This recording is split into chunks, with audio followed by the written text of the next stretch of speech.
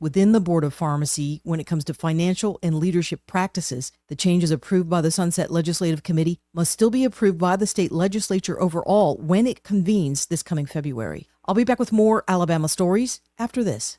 Are you enjoying 1819 News? If so, consider joining 1819 News as a member. As a nonprofit news organization, we depend on the support of Alabamians like you. Memberships start out as little as $5 a month, and you'll get access to exclusive content only offered to our members. You'll be supporting independent journalism done by people who cherish Alabama values. Become a member today by visiting 1819news.com and clicking Become a Member. That's 1819news.com and click Become a Member today.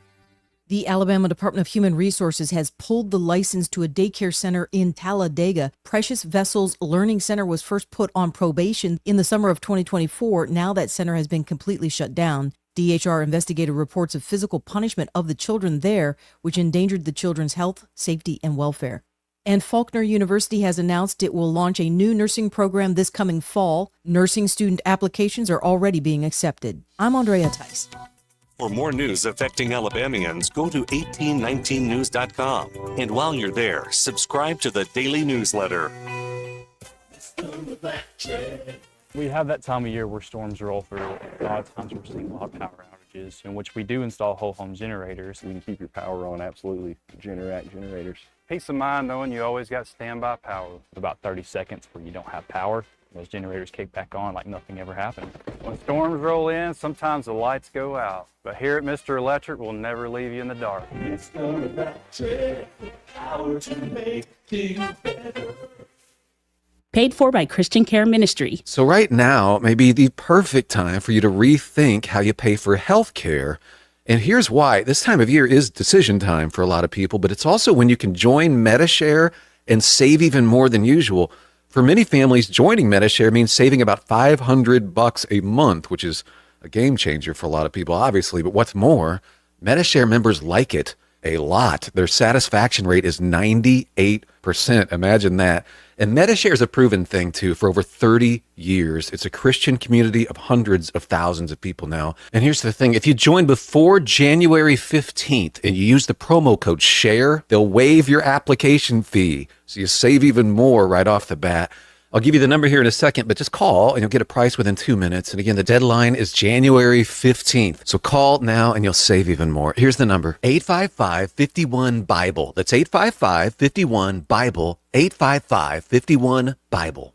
Hi there, I'm Kim Williams with Alabama Home Mortgage. And I'm Madeline Cannon. And we have some exciting news to share with you. We've been serving the state of Alabama for many, many years. And now we are able and ready to offer the same great mortgage financing in Georgia and Florida as well. Our company may be Alabama Home Mortgage, but now we can finance your Georgia home mortgage and your Florida home mortgage too. We couldn't be more excited to extend our customer base to our neighboring states. For years, we have had customers call us in hopes we could assist them with purchasing their vacation cabin in North Georgia or their dream home in Florida. And now we can. For those of you who have family and friends that live in Florida and Georgia, be sure to tell them the good news. Whether you are looking to purchase or refinance a home located in Alabama, Georgia, or Florida, you owe it to yourself to give Alabama Home Mortgage a call at 567-4223. That's 567-4223. Or visit us online at myalabamahomemortgage.com to complete an application on your time. It's not just a slogan. Call Alabama Home Mortgage because, folks, there is a difference in mortgage companies. NMLS 1586-36-8, Equal Housing Lender. The views and opinions of the following program are solely those of the host and other contributors. These do not necessarily represent those of Liberty Acquisitions 825, Blue Water Broadcasting, its management, staff, or any advertisers.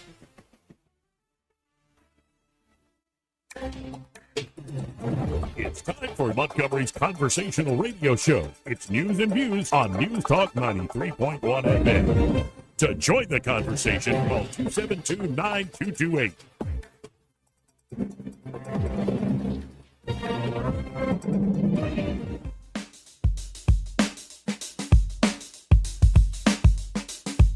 Fat broads and horse-faced lesbians. Shut up, silly woman. Joey Clark. Welcome into the program. We call this thing locally News and Views in the afternoon. Very original name, I know. But of course, online we also call this show Joey Clark Live. Plenty to get to today, especially with the breaking news that Israel and Hamas have reached a ceasefire deal, though Netanyahu says ceasefire deal still not reached. fascinating. So all the news headlines ran with, well, we've reached a deal. Now Netanyahu is trying to veto that publicly. We'll see what's actually true. Maybe they're trying to cut him out of the process by just announcing it. Of course, Pam Bondi, as well as John Ratcliffe, Marco Rubio, and a few others in front of the Senate going through their confirmation hearings to be in Donald Trump's cabinet. And the FDA has banned red number 3 artificial coloring. So for all those years of you drinking Mountain Dew Code Red, you might know why you now have that third nipple. That said, let's go right to the phones and talk to Jeff Poor, host of the Jeff Poor Show there at 106.5 FM in the Fair Oak Mobile area. And, of course, he's editor-in-chief at 1819news.com. Hey, Jeff, how you doing? Doing well, Joey. Thanks for having me on. Thanks for being on. Now, I kind of want to pick up where we were talking about on your show, because it really did strike me. I know this idea of combining both state budgets together has been around for a while, but the more I thought about it, that seems like the perfect vehicle to do a Doge-style lookover of the entire government in Alabama. Number one, what is the prospect of that actually happening, combining the budgets and exercising the ghost of Paul Hubbard? But number two, do you think it is a good way to sort of bring people together from different departments and say, well, here's all the old antiquated rules and regs that we can just do away with? Slim to Neil.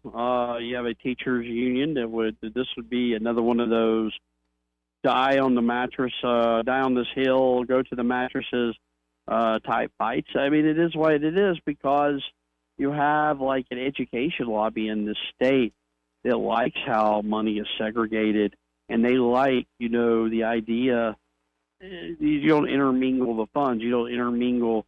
If people decide, well, to hell with the public education system, we need better roads, or to hell with the better roads, we need we need better public safety. They sort of think in that realm, and they don't want those discussions ever taking place. It just makes it easier to kind of grease the skids to just get more pork spending for education. But I think if they even had their way, we might even have 3 budgets, one for general fund, everything else, one for higher ed, and one for primary education.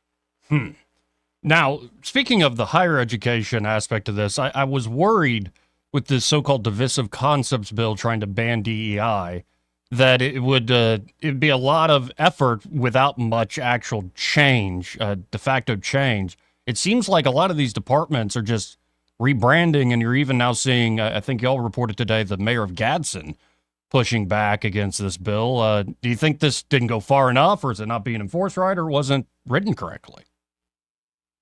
I think it's being enforced. I think you're seeing real tangible changes. Yes, some of these responsibilities or duties that would have fallen under a DEI department have moved into other places, but I mean, they're shutting down these very exclusive, only one type of minority, clubs and safe havens and things like that are discriminatory in nature.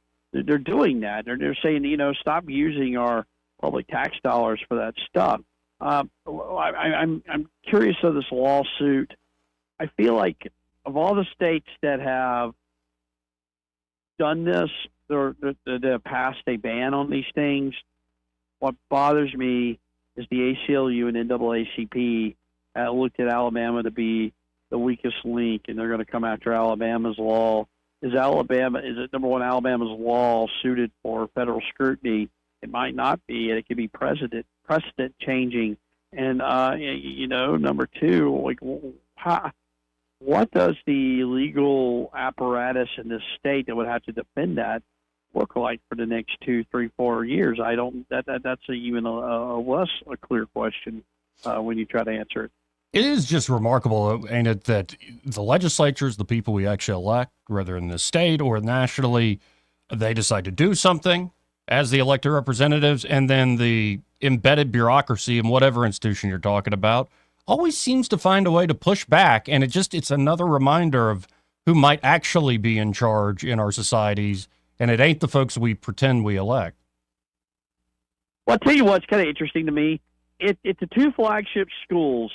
If Auburn and Alabama really wanted to push back against this, they might have an argument because they are like constitutionally mandated flagship universities. Right. They're not a product of the legislature, that they're constitutional and they can maybe operate in a different way, independent of what the legislature tells them to do. However, they chose not to do that. They chose to go along with it. They chose to follow the law. They did, and I you know what it tells me is they know they have to pay lip service to this stuff, but I don't think that. I think that they would rather, given their choice, would rather take those resources, that money, that building space or whatever, and do something else with it than have, whatever the DEI department there on campus. Yeah, and I guess the big gun would be to pull funding if they didn't play ball, but they are, it seems, playing ball. But it's always, I guess, a legal fight after the fact of passing a law, and we'll see where it goes. I think generally it is a good law. I always thought at the higher education level, it'd be interesting to try to tell teachers what they can and cannot say in a classroom. But generally speaking, I think this is something people wanted a while, and I tip my hat to Senator Barfoot for really pushing this through with others. But what do you make of the mayor of Gadsden in particular, and cities beyond just this issue, pushing back against the state? I know Montgomery had a little thing with having an ID to be able to carry a firearm. What do you make of cities when they push back against, say, the state mandates? Craig Ford in Gadsden is the poor man's Tommy Battle of Huntsville. I feel like he's... I don't know, though, and we can't get a clear answer on how far that law goes to stop something like what Craig Ford is talking about in Gadsden. If you remember Craig Ford, he used to be the Democrat leader in the House of Representatives. He's always been sort of a blowhard, but I don't know what the people in Gadsden want. Do they really want this crap? I question that. I just think the bulk of the people in this state see that as just some kind of unnecessary, expensive, bureaucratic hobby horse. Well, we'll see where it goes, because I think the legal challenges will continue. But shifting gears here, I just want to read you something, Jeff, because I know you and I in particular always love kicking around the legacy media. And I'm reading from PJ Media saying rumors are flying hot and heavy inside the Beltway that Trump's media team is considering significant, even revolutionary changes in the White House briefing room. Ordinarily, the front row of seats is reserved for the quote-unquote major media outlets, including ABC, CBS, NBC, AP, Reuters, and CNN. That lineup is as constant as spring rains and as holy as seniority in the College of Cardinals. But there's a new sheriff in town, and suddenly we're looking at a dry spring and overturning the Sacred College. Trump aides are thinking of mixing things up to give other, less biased media organizations a shot. The White House Correspondents Association is responsible for the briefing room seating chart. To take that duty away from them is akin to a declaration of war, and that may be exactly what Trump's media team is looking for. I mean, what do you make of that? Especially, you've kind of been a part of that world up there for a time in your life. What do you make of them saying, nope, y'all don't get preferential treatment anymore, we're going to control our own briefing room? I mean, I'll believe it when I see it, I guess, because there was a similar talk in 2017 after Trump won. And they did some things different. They tried some things. Remember Sean Spicer tried, but, what you got to... I think the Trump administration, incoming Trump administration, got to be real careful here. The press briefing room and the whole White House Correspondents Association, and maybe this is part of the plan, but you got to use it effectively to get your message out. And is that the best way to do that? Is that the most effective way, by trying to shuffle up the business of the briefing room? Maybe it is. But are they just doing this just to stick it to the media? That might be a part of it too, and I would kind of caution against that. It seems very much a distraction. But I don't know. Like I said, they talked about doing this last time, and nothing really ever came of it. Yeah, we'll see. Caroline Leavitt, the incoming press secretary, number one, her office is not going to be in the West Wing of the White House, and she foresees a briefing room a makeup that features more independent and non-traditional organizations, including internet personalities that don't have a print or TV presence. The last time I can think of an internet personality crashing that room is Mike Cernovich, famously, sort of really getting in everybody's faces. And he described it, and, I would love your take on this, that culture there can almost be like high school. Like, it's very cliquish, the inside group, and if you're not part of the big club, they really kind of look at you with side eye. That's probably accurate. I mean, it is cliquish, and then the people who are like in the White House press corps really think they made it. Like they really think they're the cream of the crop. It's more of a stepping stone. I mean, in the big media universe, these are jobs that people have, and then they go on to do other things. I mean, we look at Jake Tapper, Caitlin Collins, Major Garrett. You go down the line, Brett Baer. You think about all these media types over the years that have held down White House correspondence jobs. But there's sort of a clubbish mentality about it. But it's, you see this, Joe, it's like that everywhere. Yeah. It's like that in the State House. It's like that in Congress with Capitol Hill. I don't know. I don't think you ever really. I don't think you can really change the media culture. What's going to change, Joey? And then I spoke to a group yesterday up at Shelby County about this, and maybe you and I have talked about this probably a lot. But the reset's underway here. These media organizations, especially ones that are wealthy enough to have a White House correspondent in a front row seat, they're not going to be economically viable. They're just not. These corporations that have this on their balance sheet, when they're trying to justify this as an expense to their shareholders, are going to have a hard time, because once upon a time, you could say, yes, I own the Washington Post, and it loses hundreds of millions of dollars every year, but we have a voice in Washington. We're able to impact the policy decisions. We're able to influence elections. And it turns out that these media operations don't have that lasting impact. They don't do this. Their volume is not that. And the advertisers are seeing this.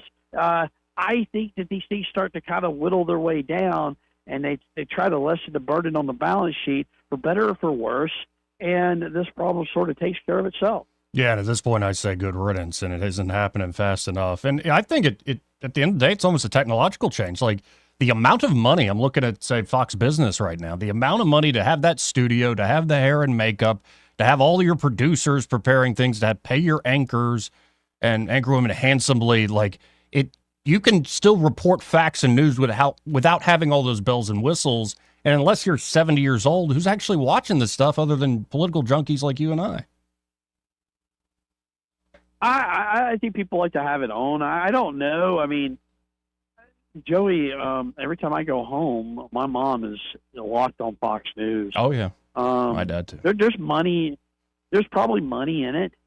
It's fascinating because it's not a pure meritocracy, though.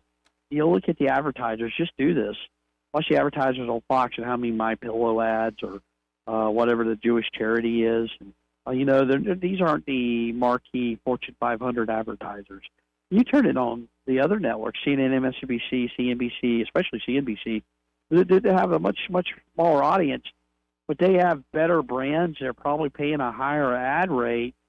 And why is that? Why do we have that system? And I'm going to tell you, I think these ad sellers go to these companies and say, hey, we may not have the most eyeballs, but you're going to want to be associated with us because we're where the country is. MSNBC, the place for politics, is a progressive outlet. The country's becoming more progressive. This is where you want your eyeballs. This is the future of your audience. This is the future of your brand. You better get on board, or the train is going to leave you behind. And then November 5th happens. It turns out that train wasn't even coming down the track. It just was all mythology. This was all made up. This was all sort of a mirage that these people created. And now these brands, you see, not just like the Facebooks or Twitter or whatever Elon Musk is doing, but even like Coca-Cola. I think, these big brands like Budweiser and Anheuser-Busch are saying, wait a second. Yeah, we listened to these people. They were wrong. We were wrong to follow along. We may not be going over the Fox News and knocking on their door to get our product placement on their programming. But we're sure as hell not spending money on a show that's seen by 200,000 people an episode. We need to put that somewhere else. And I think that's going to be the detriment of these old legacy sort of media outlets, not just TV and cable news, but I think print and even some websites are doing well stuff. They post, and you look around, that mythology is coming to an end. Well, and I would really credit the 1-2 punch of Trump, and then I would say Elon Musk really did stick his neck out there. If y'all remember the moment where he literally told Bob Iger in the audience, talked to I think Aaron Ross Sorkin, go F yourself if you're going to try to blackmail me with money. And it seems like that sort of advertising cartel has relented. And you're right. It does seem like big brands, all of corporate America is now jumping towards the sort of MAGA thing. But it's been an ongoing argument here on this show. Like, how much do you celebrate, say, somebody like a Mark Zuckerberg turning and kissing the ring of Trump and seeing the new train coming down the tracks? Or do you not really?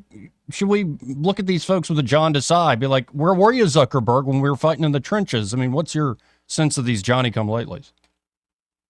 I don't think Zuckerberg is just doing this to curry favor with Trump or the incoming administration. I mean, this is kind of bold. He didn't show up to Obama or Biden's inaugurations. You know what I mean? These tech guys aren't doing that. But I think it's this, though, that it is an acknowledgement that the country isn't what we thought it was. That, you know what, we were wrong. The country isn't where we were told it was, and we need to acknowledge this. And like I said, these guys are still probably liberal. They're still probably progressive in their ideology. It's not like they changed, but they're smart business people. And it used to be, when you were trying to sell something, you avoided politics. You avoided associating with politics because politics is nothing but a game of subtraction. It's not a game of addition, and you avoided it. But the lesson, hey, you better get on board our cause here, or we're coming for you. We're going to boycott you. We're gonna financially blackmail you. And then it turns out, and this is a big takeaway from November 5th, Joey. These people don't have any teeth. They don't have any political power. The people in this country are on board with their crap, and the corporate America is finally coming to that conclusion. And it's fascinating to watch the shift, this whole transition. I guess we're 5 days away from the inauguration. These confirmation hearings, I think, are going quite well. I think I guess we'll leave it this, and I appreciate the extra time today. I'm flying a little solo for the time being. It looks like I think Hegseth gets through. Rubio, obviously, because he's a senator, he'll get that courtesy. Pam Bondi seems to be holding her own. I guess the only fireworks I really foresee is RFK Jr., but what do you make of the hearings we've seen so far? This is the tell real quick. I think because they are so solely focused on Pete Hegseth, they're not spending a lot of time on RFK. They're not spending a lot of time on Tulsi Gabbard. They saw him as the weakest link, the best chance to derail one of Trump's appointments. I think they failed. I think they didn't land a punch. They threw a lot of haymakers, but they didn't land. But if you watch the media coverage, Joey, it's all been anti-Hegseth, and they embarrassed themselves. They overreached, but they saw this as that was the one puncher's chance they had at derailing one, and they're not going to get there. I think all of these nominees now are on a glide path to confirmation. Well, and I thought the best moment, and I don't think I'm just biased because he's our senator, but right after Elizabeth Warren's questioning in GAF, Coach Tuberville saying, General Mr. Hegseth. And I'm like, good job, Coach. And by the way, just watching that guy's body language, facial reactions, he seems happy right now. Like he's having fun right now. Yeah, I think so. Yeah, it's kind of funny to watch. It's been a transition, hasn't it? It was much different, 6 months ago, but look where we are today. Yeah, I asked him, how you doing, Coach? Joe, it's a bunch of Satanists up here. Okay, I guess you're doing all right. Yeah, it has changed. Well, I appreciate it as always, Jeff. If folks want to check out what you're writing about, thinking about, how can they do so? X.com/Jeff_Poor. Appreciate it, man. We'll do it again soon. Thanks for having me. Again, folks, that's Jeff Poor, host of the Jeff Poor Show and editor-in-chief there at 1819 News. Speaking of that moment, here it is. I thought Tuberville sort of stole. This probably is the best moment of that yesterday's briefing, though there were a lot of good moments. A general who serves should not go directly into the defense industry. This is Elizabeth Warren talking to Pete Hegseth initially. Should not go directly into the defense industry for 10 years. You're not willing to make that same pledge? I'm not a general, Senator. You'll be the one, let us just be clear, in charge of the generals. So you're saying sauce for the goose, but certainly not sauce for the gander? I would want to see what the policy of the president I'll is. bet you would. Thank you, Senator Warren. Senator Tuberville. Thank you, Mr. Chairman, and thanks for your hard work and your committee's hard work, Mr. Chairman. This has gone well. I'd like to submit this letter, topic conduct at Vets for Freedom for Hegseth. I'd like to submit that for the record, please. Without objection. General Mr. Hegseth, thanks for being here today and with your family. I know this is tough. That's what it's all about, though. You're a tough guy. Hear, hear. Good seeing Coach getting to question one of the top nominees. And, of course, I believe Senator Britt is right now on the Judiciary Committee. I don't know if she's had her time to question and talk to the incoming Attorney General Pam Bondi, but maybe you have to find that a little later in the program. Got to hit a break, but first, this part of the program brought to you by Montgomery Men's Health. And there at Montgomery Men's Health, well, there are two things that can affect men most as we age, as we mature. Erectile dysfunction's one, and low testosterone. It's nothing to deny, put off, or be ashamed about. I know you hate going to the doctor, but Montgomery Men's Health was created to take care of guys who, well, I don't like going to the doctor either. I get it. It's created to take care of guys like us that are a little shy about going to see the old doc. And, well, the reality is these sort of off-the-shelf pills stop working. Over-the-counter stuff stops working. Guys start making excuses. There are actually studies that show that men will be more irritable and argumentative before bed just to avoid failing at intimacy. So if you're experiencing symptoms like no motivation, lack of energy and drive, including a decrease in your sex drive, just physically, mentally, you're just not there. You don't have that edge you once did. Well, knowing whether you have low testosterone is huge in combating some of these issues, and the providers there at Montgomery Men's Health will conduct a testosterone-focused lab workup plus a consultation for only $99. And Montgomery Men's Health has low-T treatments that can truly change men's lives. Men can experience higher energy, better gains in the gym, brother, better mental clarity, improved sleep patterns, a faster metabolism, and usually even notice an increased libido. And you can actually book the same day that you call. So call them up today at 440-3663. That's 440-3663, or go to MontgomeryMen'sHealth.com to book your appointment today. Want to carry News Talk in your pocket? Download the News Talk 93.1 app from the App Store. Available on iPhone and Android. Never miss a moment. Download now. This is your roving reporter, and today I am talking with an elk. Hey man, Mr. Elk, I was just wondering, what do elk do to take care of their money? Well, like most smart folks, we call David Erdit. You mean Alabama's most favorite asset preservationist? That's him, man. We call him up at 334-279-7431 or 205-479-0839. I see. Yes, he is our preferred money man. The money man with the money plan. You've been paying attention. Well, could you give us those numbers one more time? 334-279-7431 or 205-479-0839. And I just want to try to give you a heads up, man. Oh, what's that? I'm not an elk. Not an elk, huh? Well, then, pray tell, what are you? Knights of Columbus. I am not even going to make a comment. Well, the baby liked it. For too long, Alabama's statewide news companies have shamed us for our conservative Christian values. Alabama deserves a news company that cherishes our culture, a company that isn't bought and paid for by the powers that be. 1819 News is that company. Run by Alabamians for Alabamians, 1819 News celebrates what is good and beautiful about our state, while exposing those who work against our values in secret. Just go to 1819news.com to learn more. Subscribe to our newsletter. That's 1819news.com. Adams Drugs has been committed to the health care of the people of the River region for over 62 years. We value the trust each customer has in our pharmacists, techs, and entire staff.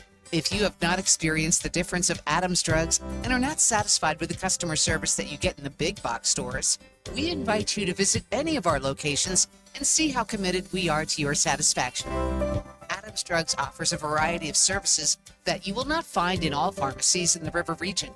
Personalized compounding, area-wide delivery, wellness screenings, immunizations, medication consultations, and specialized packaging, just to name a few. Visit us at our website, adamsdrugs.net, and find the location nearest you. Adams Drugs has 12 convenient locations to serve you. Your satisfaction is our #1 goal. Adams Drugs is your local Health Mart pharmacy. Health Mart, taking the time to listen and care. With the Wall Street Business Report, I'm Rich Thomason. Inflation picked up last month as prices rose for gas, eggs, and used cars. Today's report from the Labor Department shows the Consumer Price Index rose 2.9% in December from a year ago, the highest since July. It was the third straight increase after inflation fell to a 3.5-year low of 2.4% in September.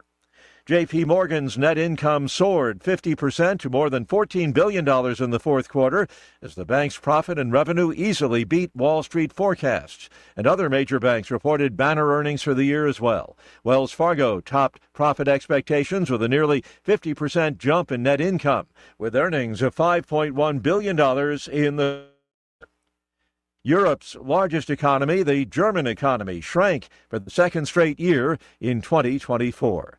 With the Wall Street Business Report, I'm Rich Thomason.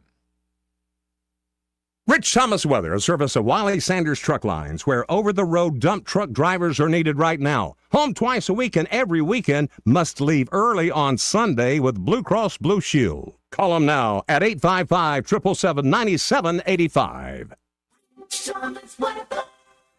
Well, hi, everybody. Temperatures recovering a little bit the next couple of days. Still dry for now. Mostly sunny with a high in the mid-50s today. Mostly cloudy tonight. Another freeze. Overnight low temperature down to about 31.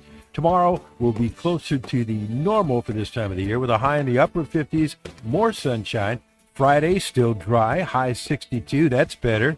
I think we're dry through Friday evening, but the risk of showers holding off till after midnight Friday night and first half of the day on Saturday. Saturday's high in the low to mid-60s, then colder Sunday. High only 50. Isolated showers possible. Another Arctic plunge next week. From the Blue Water Weather Center, this is Rich Thomas. News and talk without the static. The River Region's most trusted voice. News Talk 93.1 FM WACV.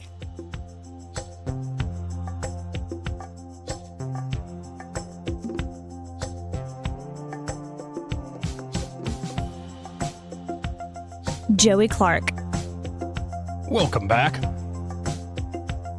So we might as well check in on the whole Pam Bondi hearing at least, right? She's going to be the next Attorney General. These are important things, and we Americans need to be informed. So let's, this is with Alex Padilla, I believe. Yeah, Senator Padilla, going back and forth with the incoming Attorney General because she will be the AG, Pam Bondi. Your job will be, I'm speaking, your job will be to protect voters and election workers, not to undermine and dox them. Now, I know that earlier you agreed that Joe Biden is in fact president, but many of the president-elect's inner circle continue to spread the big lie about the 2020 election. Then we'll move on to a different topic. Senator, you were speaking. May I speak? You cut me off when I was speaking. When I ask you the next question, you can speak, and I hope you answer, Ms. Bondi. Well, I'd now, like when to we met answer yesterday, the previous one, Senator. When we met yesterday, You pointed your finger at me and you said did not you were seem speaking. to be familiar Let me answer with my question. the I'm not going to be Citizenship bullied by you, Clause, the Senator 14th Padilla. Amendment of the United States of America, which was deeply disappointing. I guess you And I'm didn't want to hoping hear you're more my familiar answer with it about today Pennsylvania. after I gave an opportunity to study overnight. So can you tell me and this committee what the Citizenship Clause of the 14th Amendment says? Senator, I'm here to answer your questions. I'm not here to do your homework and study for you. If I am confirmed as You're the Attorney one General- asking for a confirmation Hey, vote, you ma'am. cut me off. Can I please finish? What does the 14th Amendment say? Senator, the 14th Amendment, we all know, addresses birthright citizenship. I've been a state prosecutor. I've been a state AG. I look forward to, even given your remarks today, working with you and the people of California if I am confirmed as the 87th Attorney General of the United States of America. I didn't take your homework assignment. I'm sorry. I was preparing for today. Damn. I wouldn't want to be on the wrong side of Pam Bondi. Now, and she's been holding her own most of the day. It really is fascinating to watch. But, of course, everybody's favorite, Mazie Hirono. Senator Hirono continues to, well, I'll show you. Listen in. To listen to your responses under oath, Ms. Bondi. So I think it's really important to us that the Attorney General be independent of the White House. And you have a president-elect who considers the AG's office his law firm. I would like to know whether if the president suggests, hints. I'm very happy to listen to your responses under oath, Ms. Bondi. So Wait.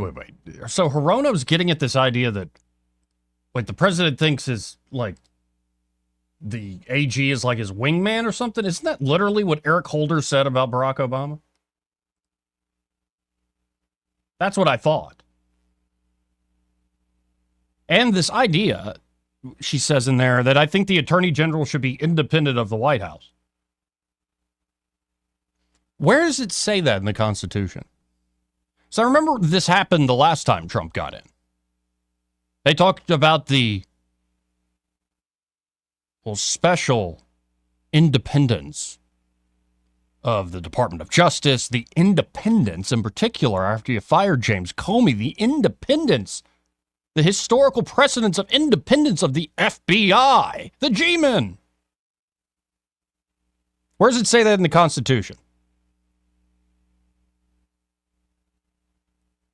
Obviously, you don't want prosecutors that are just persecuting folks like they're British monarchs of old.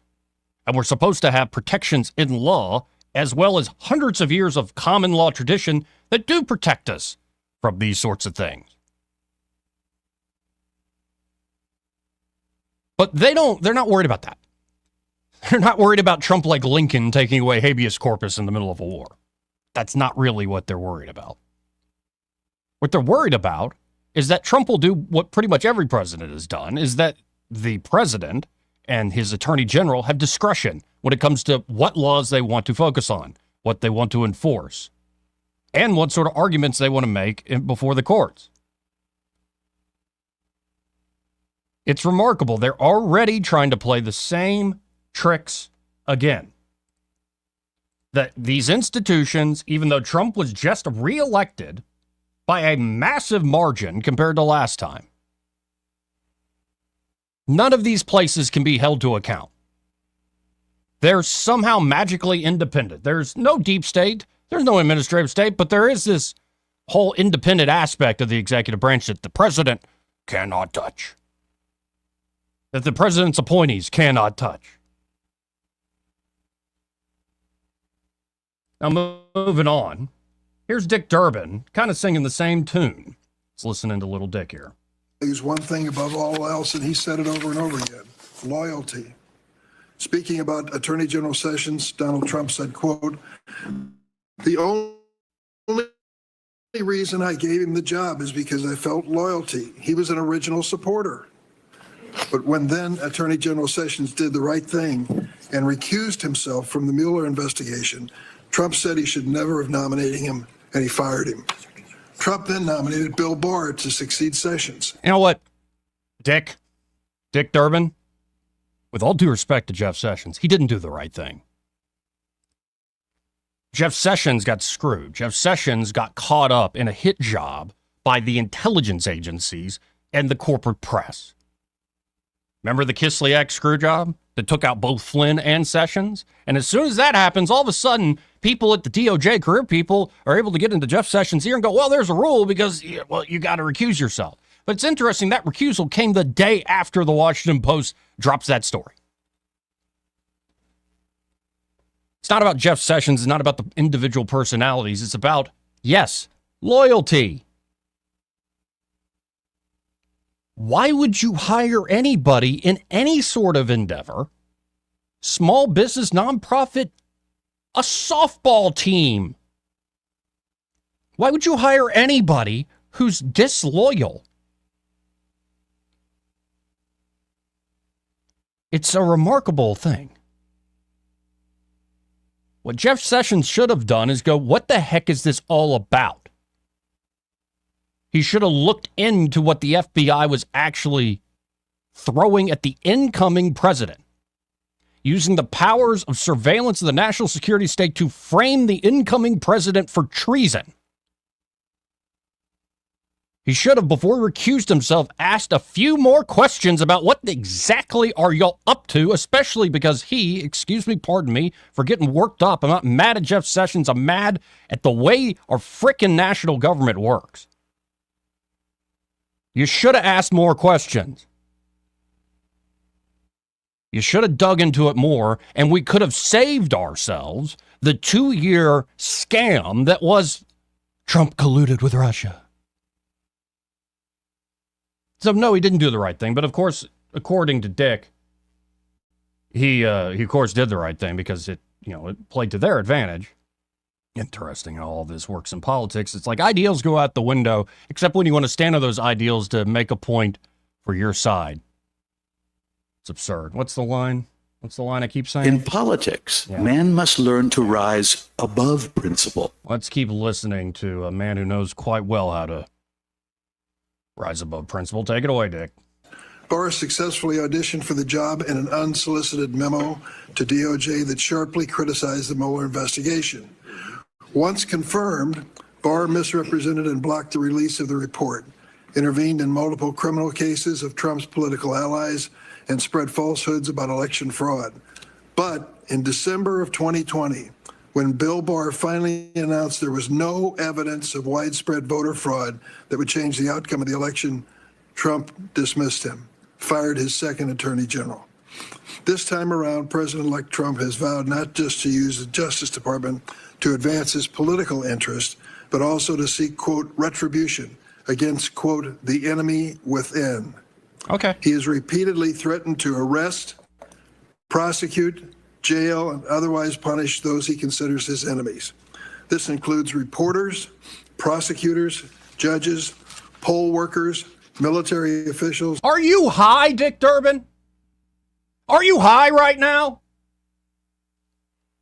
This is the crap they ran on in this recent election cycle. And you see the spanking you got. We spanked y'all pretty good, Dick. Keep throwing this stuff out there that Trump's going to use the military. Trump's going to go after all these people. Keep pushing it. Because everybody is already starting to see through it. That's why Trump won. So keep going. Why not? And even his own former political appointees. Even before taking office, Trump has forced out his own FBI director that he appointed, Chris Wray. And he's trying to replace Wray with Kash Patel. It's the best whose decision main ever. qualification to be FBI director seems to be his loyalty to Donald Trump. Patel has even compiled an enemies list of, quote, government gangsters to target that even includes former Trump appointees like Director Wray, Attorney General Barr, and Defense Secretary Esper. Trump's approach is a stark contrast with the bipartisan view born out of the post-Nixon era that the Justice Department should serve independently. Yeah, that same old tune. Oh, the Nixon era. Maybe we should revisit the Nixon era. Because it seems like after Watergate, the whole group of people felt very empowered that we can neuter. We can pull down presidents. What's to stop us? Maybe it's time to revisit not just the particulars of the Justice Department and, standards and traditions, but to revisit many of the things that came out of the neutered presidency of Richard Nixon, leading into Ford. Things like, impoundment, where the president doesn't have to spend every dime that the Congress says he has to spend. Going, I'm the chief executive. I represent the nation. I was just elected by the entire nation. You were elected by a state. You were elected by a tiny part of state. I was just elected by the nation. I don't think we need to spend $100 billion or this, that, and the other. We can do it with 50. They took that power away when Nixon was around. And honestly, I don't want another monarch like FDR. What I want is an executive branch that is actually beholden to an elected president. Not an executive branch that seems beholden to who knows what, themselves? Yeah. Again, they haven't learned. And if Trump and team don't move quickly, they'll never learn. But if they move swiftly enough, I think the lesson might just stick.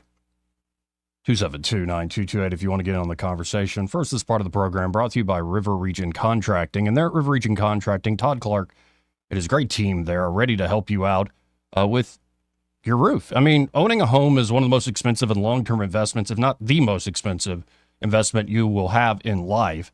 And your roof is a huge part of that home, obviously. And so whether it's an asphalt or a metal roof, they should be inspected every 3 to 5 years for basic preventative maintenance. But why not go ahead and do it every year? Make it an annual thing.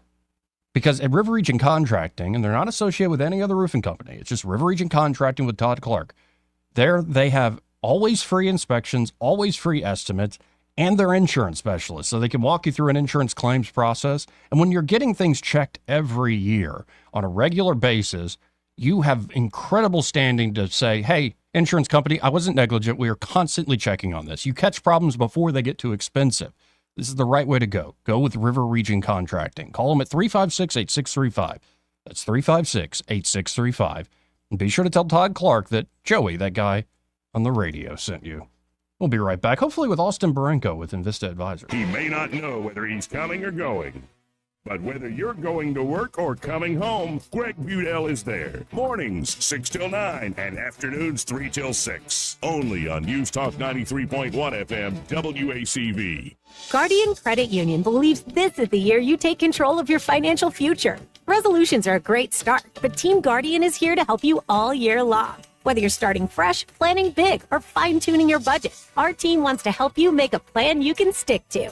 Plus, our mobile app lets you set savings goals, track spending, and build your budget all in one place. Come visit any of our branches so we can get to know you. Happy New Year from all of us at Guardian Credit Union. Federally insured by NCUA, Equal Housing Opportunity.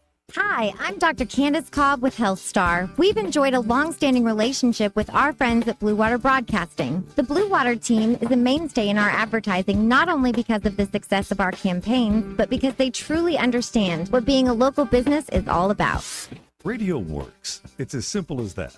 Call us to find out how radio can work for your business. Blue Water Broadcasting. Local folks helping local business. The River Region's first and only news talk station on FM. Live, local talk. News Talk 93.1 FM WACV.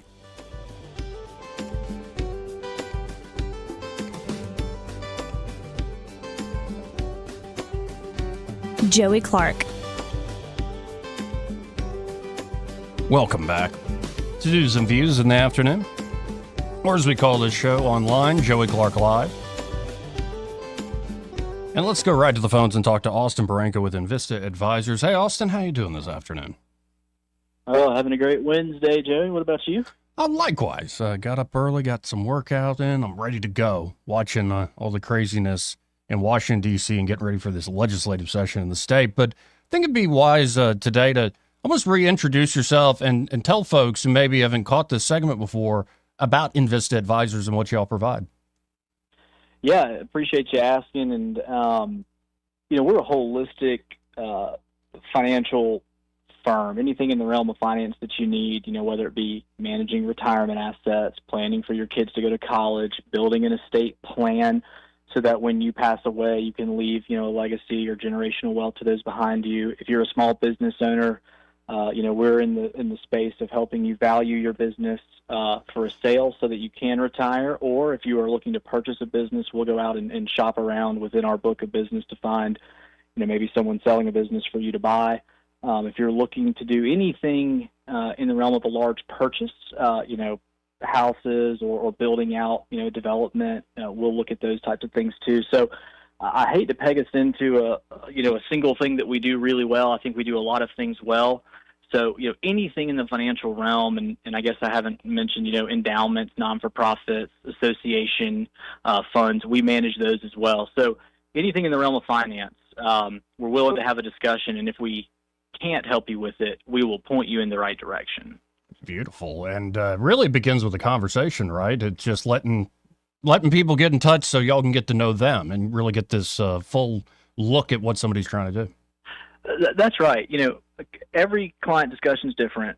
Some people come in with a goal in mind, and others come in looking for help and guidance. And so, if you call us and tell us what you're looking for, or ask us, our opinion on what you need help with, we're usually pretty good at helping you build a plan, and that's what we lead with, is a plan. We don't really make any investment recommendations or do any business valuations or manage any assets until there's a plan in place, and everybody's plan is different. So until you call us and give us an idea of who you are and what you're looking for, that's when the real process starts, and we lead with planning. So I'd say that's kind of the forefront of the game, is give us a call, and then we will make a plan from there. And I would especially say to people my age, in their mid-30s, or maybe even a little younger, if you're a young professional and you found success pretty early, or maybe it's you, maybe it's the wife or the spouse, and you really need to get on top of it now. Get on top of it. Don't wait till your 50s. Is probably, what did you say, that sound advice? Don't wait.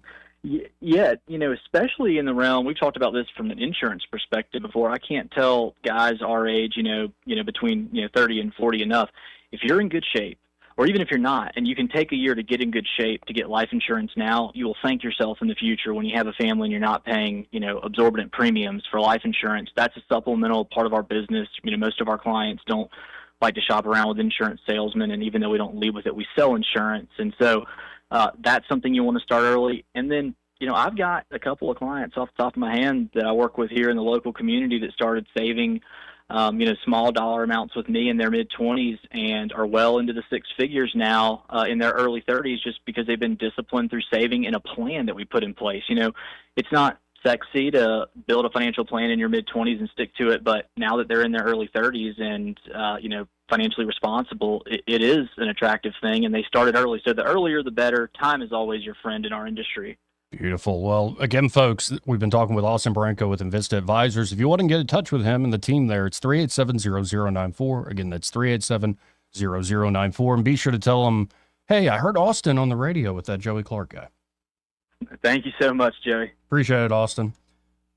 The opinions voiced in this material are for general information only and are not intended to provide specific advice or recommendations for any individual. All performance referenced is historical and is no guarantee of future results. All indices are unmanaged and may not be invested into directly. The opinions expressed in this material do not necessarily reflect the views of LPL Financial. Securities offered through LPL Financial, member FINRA SIPC. Investment advice is offered through Invista Advisors, registered investment advisor and separate entity from LPL Financial. Coming up, a lot more conversation to be had. I believe the state auditor, Andrew Sorrell, will be stopping by with a young mother who went through an awful experience after being called for jury duty. And, well, she was still breastfeeding her child. Child would not take a bottle, so she needed to breastfeed. And the experience in Jefferson County was a horror show. So we're going to talk about that issue. Maybe something can get done here in the next session. They'll be on at, I believe, the 2:00 hour. And then coming up, we have Joe Reed, one of our favorites, more a Democratic voice here for the city of Montgomery. We'll be kicking around topics, whether state or national, what's going on in the news, see where the conversation leads. Y'all stay tuned because it should be a packed show. Before I hit this top of the hour break, this part of the program brought to you by Sweet Creek Farm Market. Get by there and see Reed Ingram at Sweet Creek Farm Market. Not only because Reed's just a great guy, and it's always good checking in on Reed Ingram and on Karen Ingram and the great family there at Sweet Creek. But they also have all sorts of stuff, whether you're looking for fresh produce or you can get a lot of basic grocery shopping done. I've bought milk there and butter and meat, and you can get a lot of great harvested Alabama-made goods there, and hard to find stuff like some of those old jellies, jams, and preserves that you remember from your childhood that you can't find at one of those chain stores. Sweet Creek probably has it. And of course, Sweet Creek has this award-winning cafe.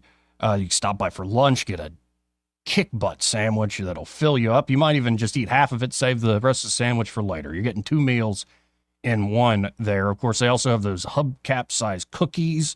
The layer cakes are to die for. The pies, everything they do there is just fantastic. And hey, if you just want a place to get a warm cup of coffee and sit down with some relaxation, let the kids play all around, massive playground area, and it's off the road, it's safe, it's a beautiful spot. If you haven't been to Sweet Creek Farm Market, you're missing out. So check them out today, just 2 miles south of Taylor Road on Highway 231. Of course, you can always like them on Facebook to see the latest products they're getting in, as well as great events they have going on there. And again, be sure to find Reed Ingram at Sweet Creek Farm Market and tell him that Joey, that fella on the radio, sent you. We'll be right back after this.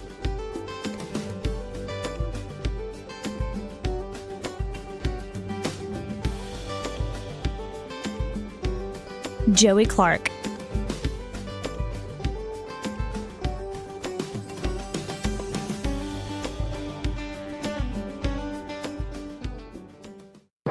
Broadcasting from the Riverside Chevrolet Master Control Center, this is WACV Cusana, News Talk 93.1 FM. When it's Chevy, it's Riverside. With SRN News, I'm John Scott. Mediators have announced that Hamas and Israel have come together for a ceasefire deal, pausing a 15-month war in the Gaza Strip and raising the possibility of winding down the fighting between the enemies.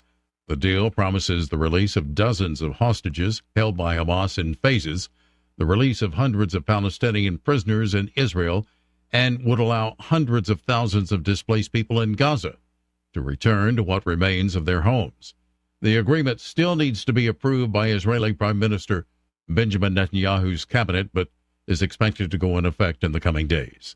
On Capitol Hill, Attorney General Pam Bondi facing questioning at a confirmation hearing. The same for Secretary of State Marco Rubio. Stocks are higher, all three indexes up over 1% now.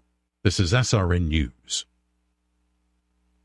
Wesley Financial Group is not a law firm. If you own a timeshare, don't miss this public service announcement from Chuck McDowell, founder of Wesley Financial Group. If you receive an unsolicited phone call or mail piece to discuss selling, renting, or especially canceling your timeshare, don't fall for it. If you really want out of your timeshare, hang the phone up immediately or throw that mail piece in the trash and contact your timeshare resort or Wesley Financial Group for assistance with your timeshare. As the only Inc. 500 timeshare cancellation company, our knowledge, experience, and results has made Wesley a trusted resource for over 40,000 families we've helped get out of their timeshare. Give us a call and I'll send you our timeshare exit information kit free with the straight facts about your timeshare and all of your options for cancellation. Call for your free info kit. 800-885-3333. That's 800-885-3333. 800-885-3333. Rich Thomas Weather, a service of Wiley Sanders Truck Lines, where over-the-road dump truck drivers are needed right now. Home twice a week and every weekend, must leave early on Sunday with Blue Cross Blue Shield. Call them now at 855-777-9785. Well, hi, everybody. Temperatures recovering a little bit the next couple of days. Still dry for now. Mostly sunny with a high in the mid-50s today. Mostly cloudy tonight. Another freeze. Overnight low temperature down to about 31. Tomorrow will be closer to the normal for this time of the year with a high in the upper 50s. More sunshine. Friday still dry. High 62. That's better. I think we're dry through Friday evening, but the risk of showers holding off till after midnight Friday night and first half of the day on Saturday. Saturday's high in the low to mid-60s, then colder Sunday. High only 50. Isolated showers possible. Another Arctic plunge next week. From the Blue Water Weather Center, this is Rich Thomas. Budget Floors and More is your low price leader for everything you need for flooring and DIY flooring installation supplies. For the best prices on luxury vinyl plank, carpet, ceramic tile, flooring installation supplies, and more, shop Budget Floors and More, Hunter Lane across from Del Rey to Publix.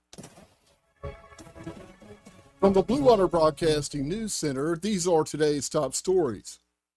A third suspect has been arrested in connection to the shooting death of 22-year-old Eldrin Wright. An unidentified 16-year-old boy has been charged with capital murder in the shooting at the Liberty Square apartment complex on October 23rd. Two other suspects, 18-year-old Bekeith Jackson and another 16-year-old boy, have also been arrested on the same capital murder charges. An 18-year-old woman has been charged in an Auburn animal cruelty case. Taylor Michelle Colbert turned herself in on Tuesday after an arrest warrant was issued for aggravated cruelty to animals. Court documents state that Colbert intentionally or knowingly left a dog caged for multiple days without access to food or water, leading to its death. A bill has been pre-filed in the upcoming legislative session to enhance penalties for making terroristic threats and mandate one-year suspensions for students after a wave of school threats in the state late last year. The bill would also allow school principals to expel students for at least 1 year if they are charged with making a terroristic threat. From the Blue Water Broadcasting News Center, I'm Sky Mosley. This hour of news and views is brought to you by our good friends at Alabama Home Mortgage. Alabama Home Mortgage, 567-4223. Visit them on the web at myalabamahomemortgage.com. NMLS number 1586368, an equal housing lender. Hi, this is Bo Goodson with the Goodson Group with your Real Estate Minute. My last message was the report for 2024 real estate market in the River region. According to industry experts, they predict for 2025 we will have more inventory to choose from for our buyers, more buyers for sellers to show their houses to. Here are 5 tips for buyers or sellers in 2025. Number 1, sellers need to price their home at fair market value with the help of your realtor. Number 2, buyers need to be pre-qualified by a local lender prior to shopping for a house to save them time. Number 3, use a certified residential specialist or CRS to purchase or sell your home. Less than 2% of realtors nationwide have this designation. You need an expert now. 4, use someone with 48 years of real estate experience to help you with your largest investment. Number 5, quit waiting. Now's the time to buy or sell.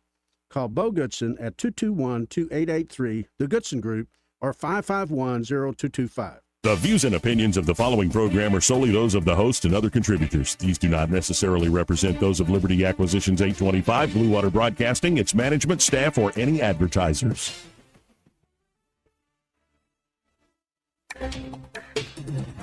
It's time for Montgomery's conversational radio show. It's news and views on News Talk 93.1 FM. To join the conversation, call 272-9228.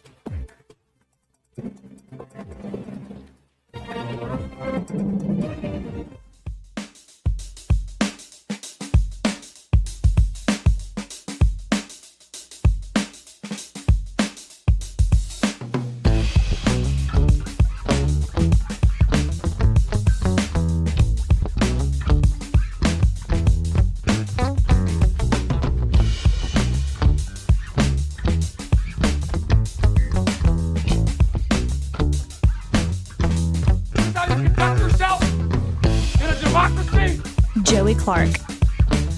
Welcome back to News and Views in the afternoon. 272-9228 if you want to get in on the conversation. And joining us in studio now, we have Joe Reed. Hey, Joe. How you doing today? Welcome back. How are you? Good to see you, sir. You can say I'm your friend. I'll be okay with that. My buddy Joe's back here with me. Well, like, folks are like, a Democrat? A Democrat? Yeah, it's like, all right. Yeah, you know. And a Cowboys fan. Well, I'm a Buccaneers fan, so. Well, I don't always say that proudly, but we're getting close. We're getting close. I always thought Baker Mayfield's like, actually, that's not a bad pick. We need more of the. Not bad, it's just, things. He's a little bit of a cowboy, so he's got great touchdowns and he throws a lot of interception. He is, but he just, it was just a field goal, and it doinked in. Yeah, I know. So, if it goes into overtime, nobody knows. But the kicker kind of had an assist through that goalpost. Though while we're sticking to sports, the college football playoffs have actually been pretty engaging. Not bad. I think the 2 best teams are right there, and I think Ohio State, I think, is the stronger. They've got the best team money can buy, and it's showing. I've got good friends, a good friend of mine who's a big Ohio State fan. And I told him at the beginning of the year, since they had about 2 or 3 people off of Alabama's team up there and every place else, I said, you guys had better win it. There's no excuse for you not winning it because you've got everybody that you need. Well, and there's something about to Ohio State and Notre Dame, those two just prestigious, like, I mean, you can go back decades and decades. These are top schools. To see them back in the dance together, that's pretty cool. Yeah, and it's different. Look, Alabama had its run, and it was I'm a big Bama fan. It was a great run. I enjoyed beating everybody's brains out, particularly Ohio State and Notre Dame's. And that last Ohio State, that was 20. That was that payback for 15, and we didn't get it done then. But the change for that is good, and I think it gets more interest. I think the 12-team playoff was good. And by the way, Joey, I came up with the 12-team playoff in college years ago. Sent that in and never got a response from the NCAA. I told them to play it off. Is this when you're back testing the Madden games? I was doing the Madden stuff. Yeah. It was the same time. The 90s, right? It was early 90s. And I said it in. I was like, go ahead and do it this way. And just use, because everyone at that time was talking about how the bowls, what would happen to the bowls, I'm old enough to remember the Blue Bonnet Bowl. But everyone was worried about what happened to that. And I just said, well, look, just use the bowl games as playoff game and just, move it around the country like you do the NCAA tournament. No, and it's working. I think it's working beautifully. But yeah, we'll see. And anytime, by the way, you reminded me, I've been Auburn from 2007 to 2011. And so most of my friends who I grew up here with Montgomery go to Alabama, glory years. Sure.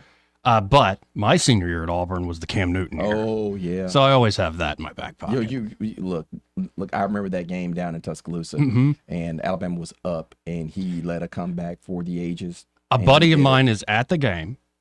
It's his senior year at Bama, and he texts me at halftime a picture of the sky, the horizon. He said, the horizon is orange and blue. I don't feel good. And he was right.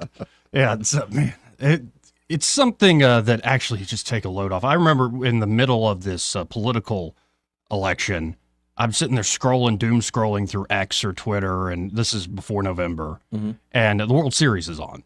And I remember thinking, let's just put the phone down and watch the Yankees in the World Series, even though they're a disappointment. Watch the Yankees in the World Series with my 88-year-old grandfather who's been a lifelong Yankee fan. Who got to see Mantle do that line shot almost out of the park in the top. So let's just enjoy this moment. The politics and the nonsense that's out there can wait. Sure. That said, the politics and the nonsense continues. What do you make first off of, because I don't think we had a chance to talk, say, post-election.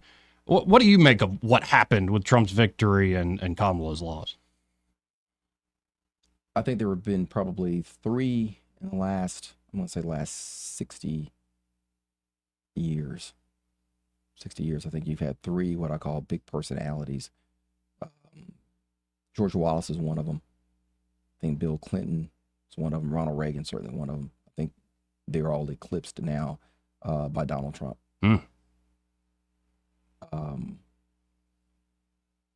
I still, when I say figured it out, other than I'll tell my friends this, who may or may not like to hear it or not, but he's run 3 times. He's beaten women who are at the top of the ticket twice and lost to a man. Maybe that's an issue. I think that it is. I'm not sure America wants a woman president. I don't think men want one, and I don't think women want one either. I don't care who they are. I think it has to be the right woman. I think it has to be a big personality with a unique take and feel. Like, well, Margaret Thatcher in Britain, for instance, there's not been another like her since. It's got to be something like that. The closest tough woman, in my opinion, what I call tough woman, I think that I can't remember. Geraldine Ferraro was 84. But of course, Thatcher was early 80s with Reagan. The closest I would say, I thought toughness would have been Hillary Clinton, tough person. I didn't think Sarah Palin was tough, funny, but not tough. Better looking, but not tough. But we haven't seen that, but we're far behind our cousins across the pond in terms of that sort of thing happening, because there have been plenty of women governors. Oh, sure. We've had plenty of women mayors. We've had that. But I think that for men, and talking to men, I asked God this question at quite frankly, Hamburger King, will plug for them. You know, what people's thoughts were, 26-year-old guy. And he told me that he voted, and he told me that, young people were talking about, the basketball game and what was on, Xbox and whatever video games they're playing. And a lot of older people said they would not follow a woman. There are a lot of guys who said that. And I think the numbers probably bore a lot of that out. I'd have to go back and go through them, and we can do that on another day. But I think Americans still have an issue with that. We still live in a patriarchal society. And I think and I'll be frank about this, I think if there's a man, whether he be white or is black, with what I call Kamala Harris's check boxes here, having been a DA, having been an attorney general, a senator, and a sitting vice president, I think perhaps only George Bush may have checked more boxes, Bush 41, may have checked more what I call political experience boxes than that. Sure. I think if that person's a man, I think there are very few people who are going to have any qualms with that. And I think being a woman, I think that was a big deal. But it seemed like I think you're onto something a little bit. Here's where I would come from with this. I've long thought, and it's not because I'm unique or have all that much Promethean foresight or whatever. It's more, I'm just a single guy in his mid-30s who's kind of seen how the culture shifted just in the way I consume pop culture and whatnot. And it has been a marked shift towards where, yes, Joe Rogan is more powerful than CNN or any of the major networks, even the New York Times. But it's not just Joe Rogan. You look at the way Trump would be received at UFC.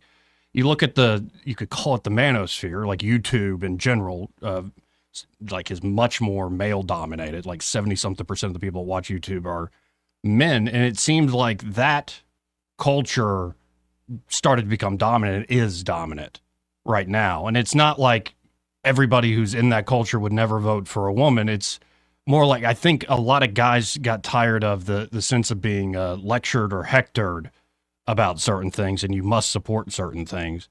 And then I will also say that not as much as Hillary had unlikables already, right? Sure. And because she had been in the game for a while, I think Harris kind of wilted at the like when she started doing the friendly interviews. Like the first one was Stephanie Rule on MSNBC with Dana Bash. She wasn't even doing good in the friendly so-called environments. And and Rogan pointed this out. And again, it's not just about the men-women thing. It's also the part of the new culture is you sit down. We don't even care if you're BSing, but you sit down for 2 hours without a team behind you waving you off or saying time or what's the topics that we're limited to. No, you sit down like a person, you talk. And that's exactly why the Kamala interview didn't happen with Rogan, in the sense that they wanted him to travel outside of that studio. It's like, no, everybody comes here. Like, this is sort of a space where millions and millions of people watch. It's kind of secret sauce of the show. And they also wanted to limit the number of questions.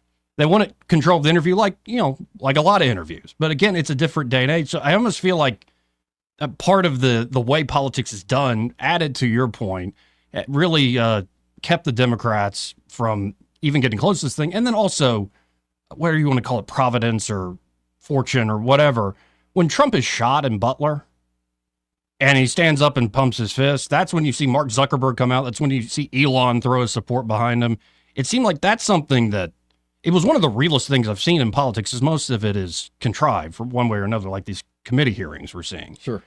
So I think that changed things as well. Like, even though Trump, you could say Trump in the debate when he goes, the cats are eating the dogs and all this stuff. Yeah, you're ridiculous. Like, that's crazy. What is he doing? And then all of a sudden social media gets a hold of it, and on TikTok, it becomes a lesbian anthem. It becomes this stupid, silly little meme. Somebody makes a song out of it. It goes like the top 10 on Spotify.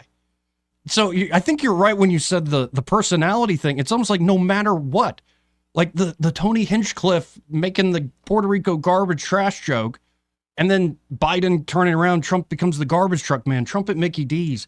It's like, what does this have to do with policy? What does this have to do with all this stuff? But I think it's, again, he, for better or for worse, leaned into this is the way America's going with our media culture in particular, and it's changing politics. Well, I think Trump is savvy in that way. I think he's been savvy that way for a while because he's had a TV show. I think he understands the media. I could argue better than Ronald Reagan. I think two people really understood it. I think Reagan did because he was an actor. So Reagan knew how to perform. I mean, Reagan knew how to do it. And I think and Trump knows how to do that when I say as well. But I want to go back to something you said earlier. Sure.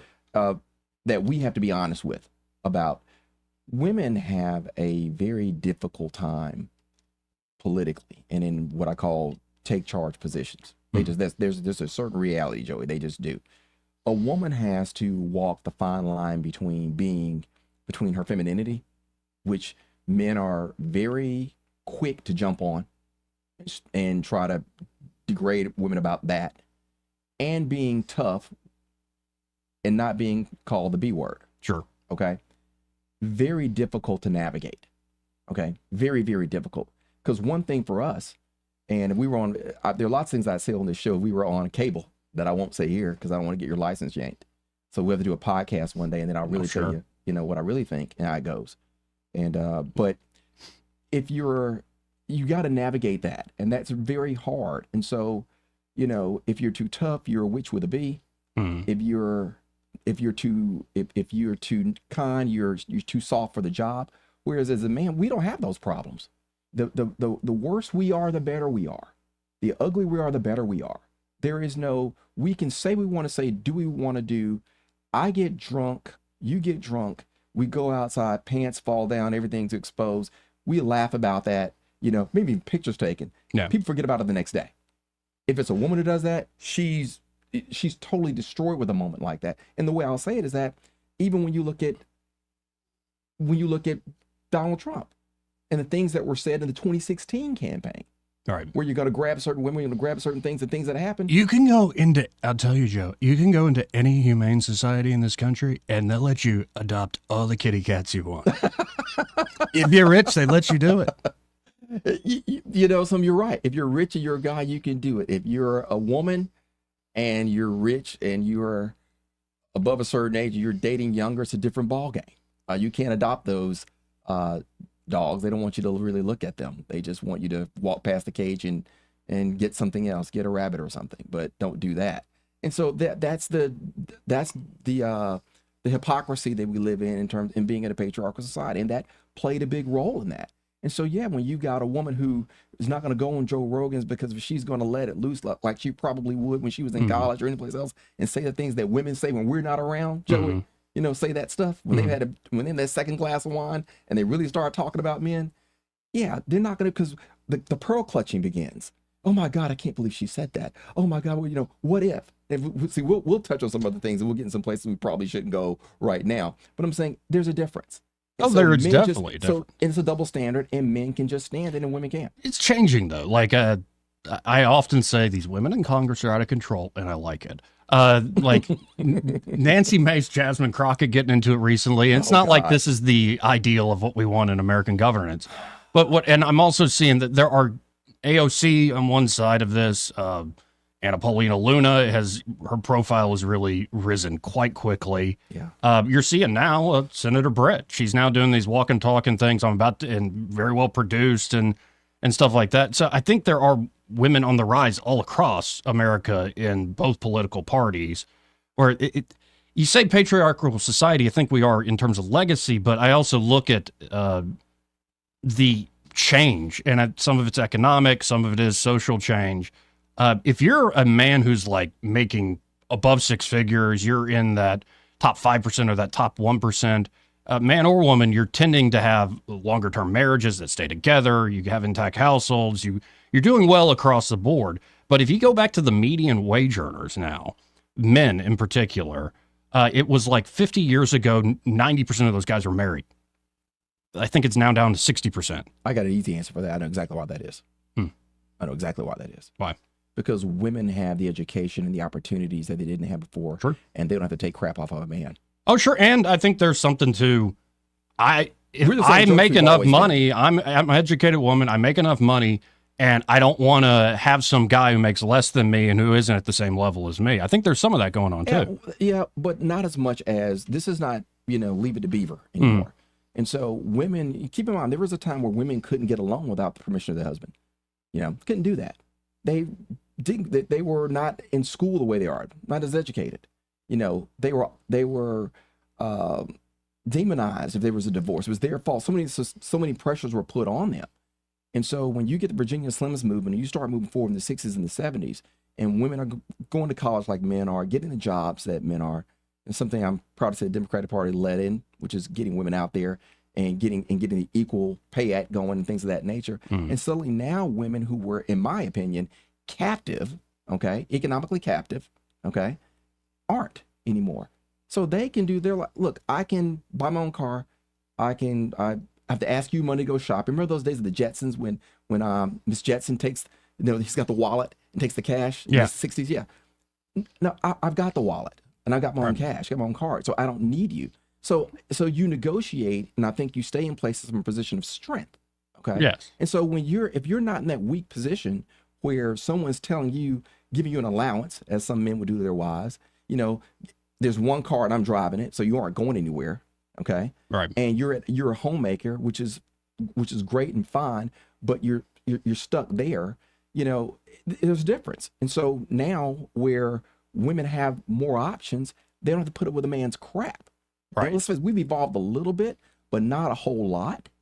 And so we still do crazy and stupid stuff. It's just that women don't have to take it anymore. And that's why the divorce rates are higher, because women are like, I don't have to put up with this crap. Well, and it leads into my larger point is that I think the world you're describing is changed. That 50, 60 years, it has changed.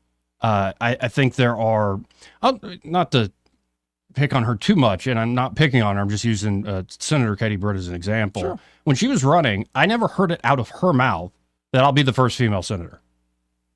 Maybe other people said it, and she'd let other people say it, but she never really pushed that. It wasn't a feminist campaign, so to speak. But the effect of it is you have a very young mother and woman who is now a United States senator replacing, talk about the old goat that she replaced. She worked for. And I think there's something to that. Instead of like Hillary, I didn't hear it as much from Kamala, but Hillary very much said it was about breaking the glass ceiling. That was a big part of the campaign. I think sometimes that can backfire. And I think it's also the differences will always be there. Yeah. There are differences inherent between men and women. Sure. They're not necessarily destiny, but they're there. And it's sort of like, how do you embrace the differences and the different standards to your advantage? I go back to Thatcher. It's one of my favorite stories. It's a Christopher Hitchens story. Hitchens had been writing stuff about Thatcher, and he was like a full-blown socialist at the time. He had been writing stuff about Thatcher that her secret was that she had a sensual, sexual nature to the way she dealt with men in Parliament. Not that she was sleeping around. Maybe that's what he was winking at. But he was saying essentially part of her charisma is she's sexy in her intellect and the way she carries herself. And so Hitchens goes to some cocktail party. There's Thatcher. They get talking, and they're arguing over some foreign policy thing, and they're going back and forth. And he eventually cedes the point to her, and she says, "Bow," and he does a little bow, and she goes, "Lower." And as he's bowing lower, she had rolled up the program to whatever event they're on behind her back and smacked him on the bottom, and then walks away and over her shoulder goes, "Naughty boy." And so I just think, British. And it's not just a British thing. I think there are plenty of American women who are in politics right now who know all this stuff you're saying and who can easily overcome it. And in some ways, as much as there are disadvantages, I think women in this day and age have advantages as well, unique to being a woman. So it's, I don't know. I look at Kamala Harris, and I'm not denying or disagreeing with what you're saying. I think there are a lot of men who are like not ready for that, especially a commander in chief. Yeah. But I think there's also a lot of opportunity out there. I think we agree on that. I think, we're still fighting issues of whether they will lead us in command and things of that nature, because those things are still going on, Joe. I mean, they just are. And will we have a female commander in chief before we rectify all of those things?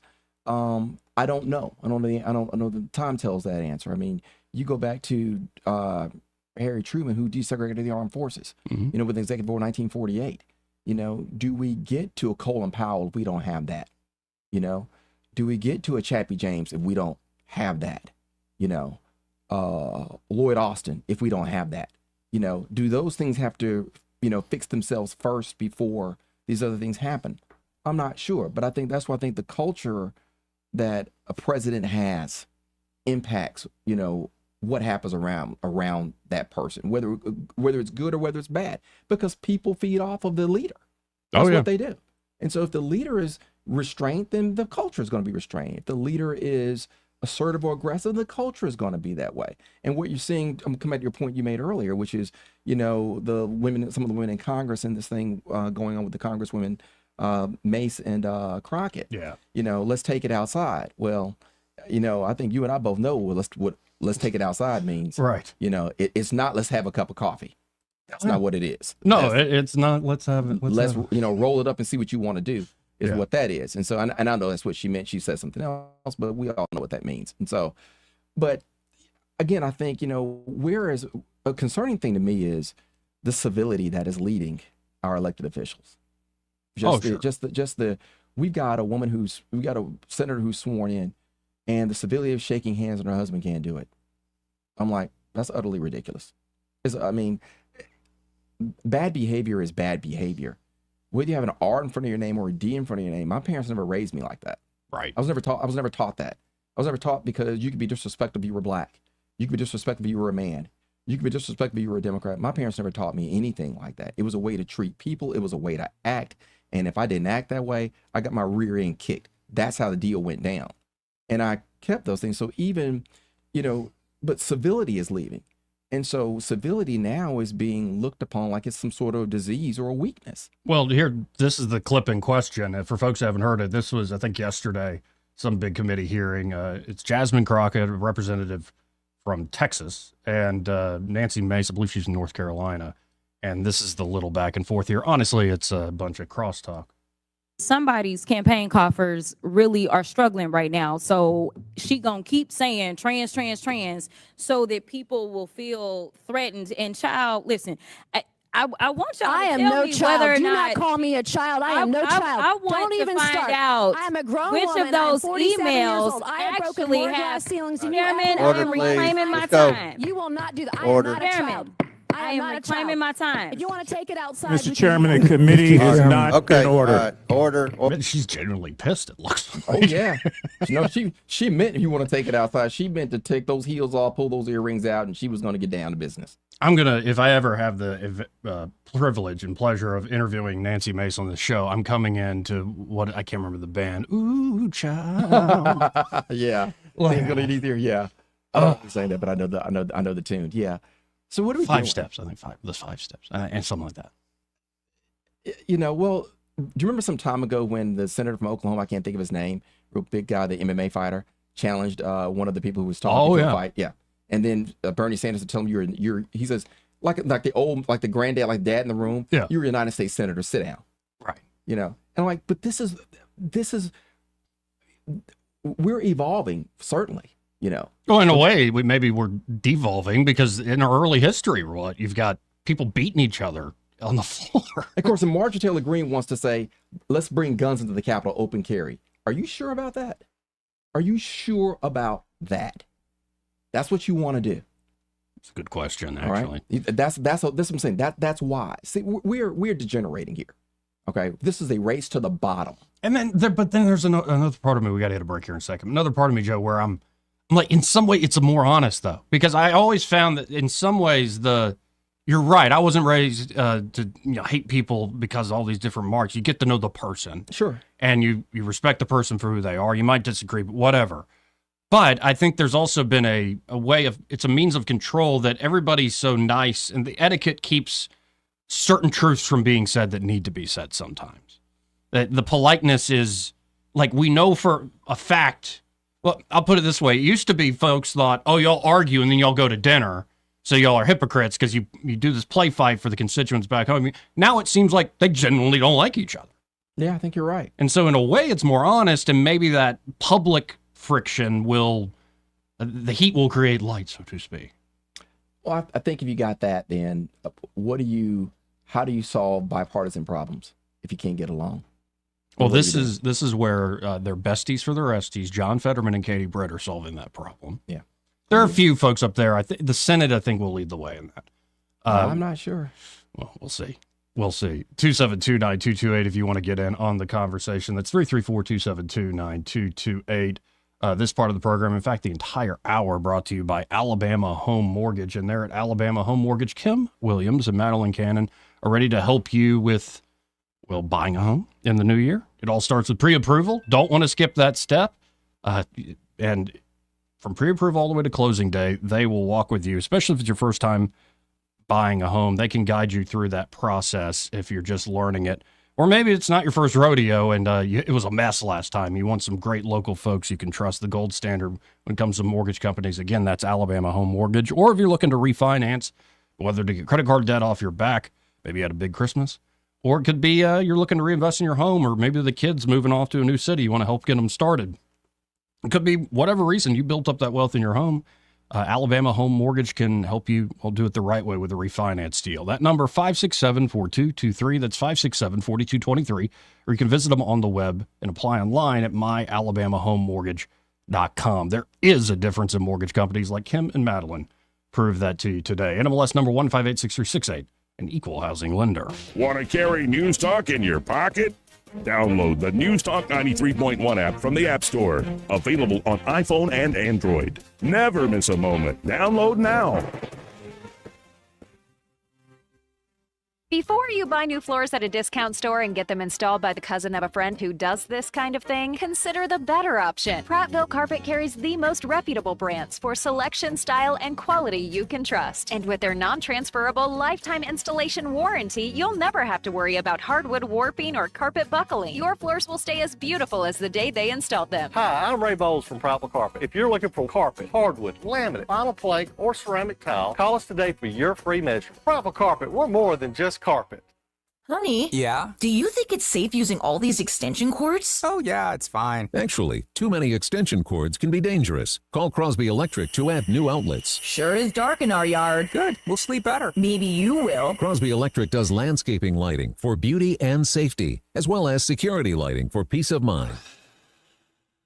Oh, darn. The vacuum cleaner just tripped a breaker. Honey, never vacuum while I'm making popcorn. Tripping breakers can indicate a potential fire hazard. You really should have it checked out by Crosby Electric, serving the river region for almost 50 years. Sweetheart, are you ever afraid that lightning could damage our electrical system? Afraid? Come on. No.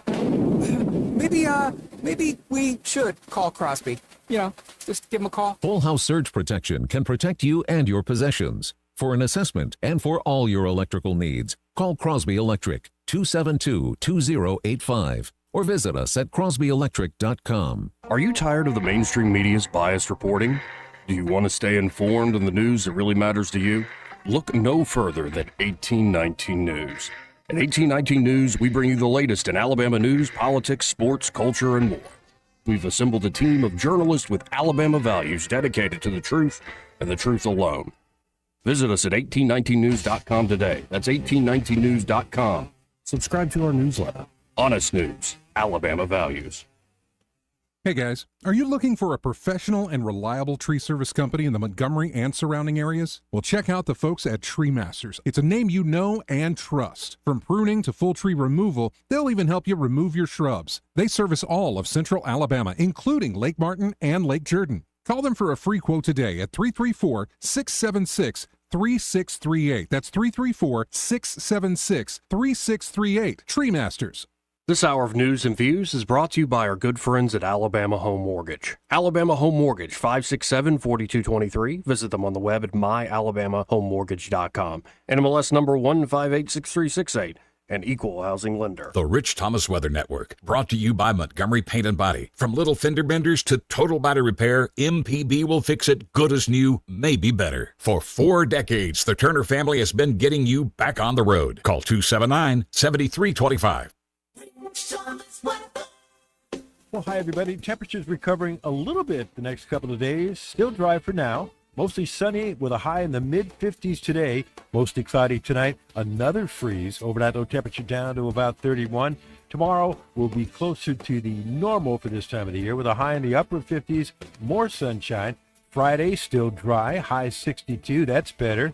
I think we're dry through Friday evening, but the risk of showers holding off till after midnight Friday night and first half of the day on Saturday. Saturday's high in the low to mid 60s, then colder Sunday. High only 50. Isolated showers possible. Another Arctic plunge next week. From the Blue Water Weather Center, this is Rich Thomas. Live, local talk. The River Region's most trusted voice for news and opinion. News Talk 93.1 FM WACV.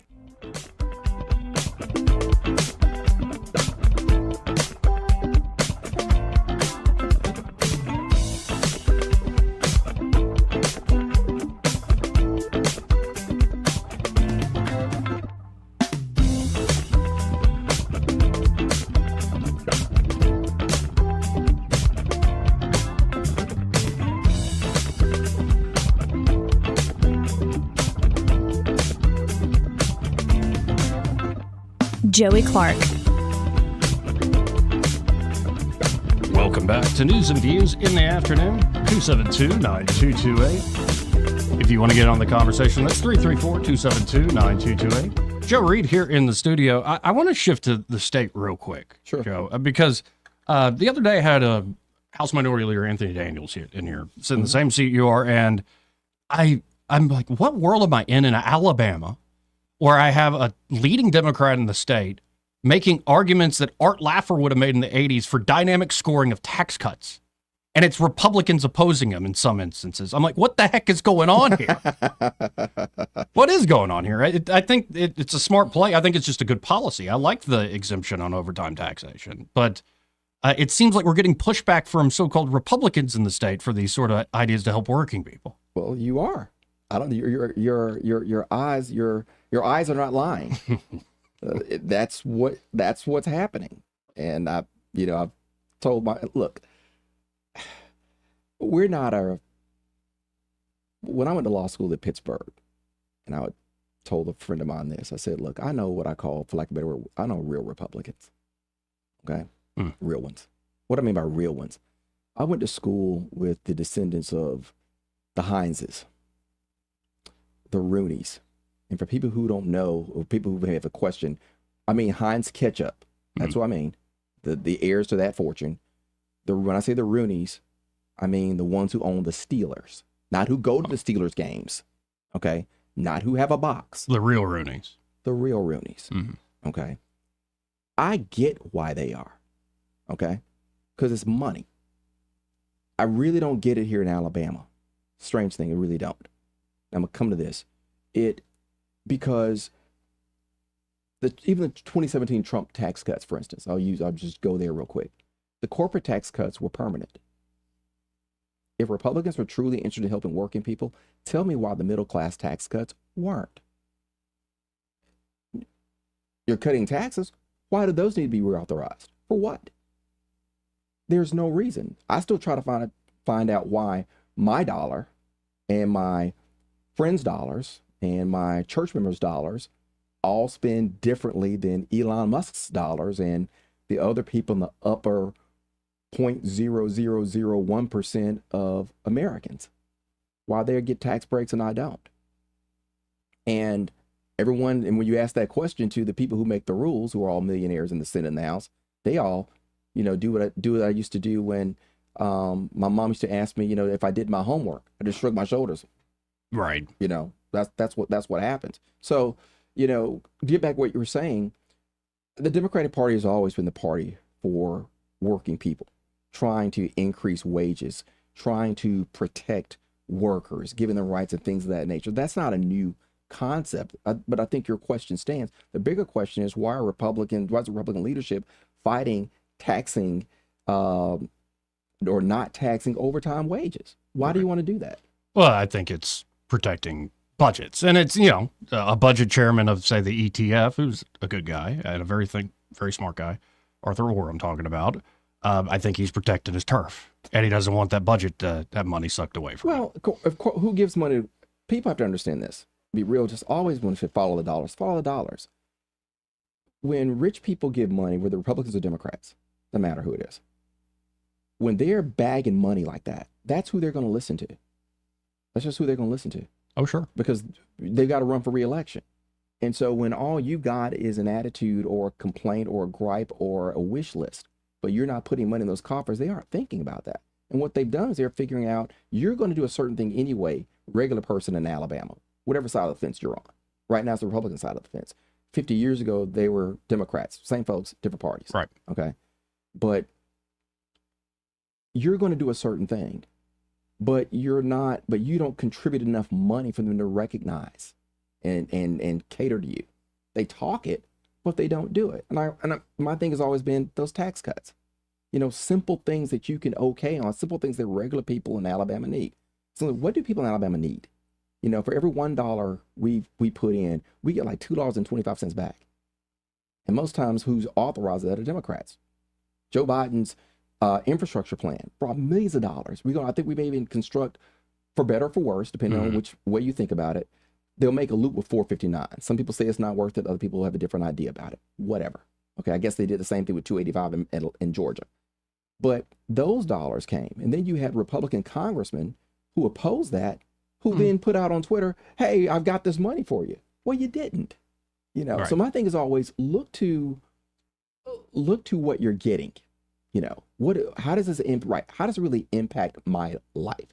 And I think no taxes on overtime wages for those folks who work hourly wages, and a lot of folks in Alabama do. That's a good thing for them. No taxes on tips, a good idea? And yeah, I think so. Because it's a gratuity. Yeah. You're not guaranteed. When I used to wait tables, and Joey, I waited them when I remember when it went from $1.75 an hour to $1.85 an hour. I'm showing my age. Yeah. I remember $2.15.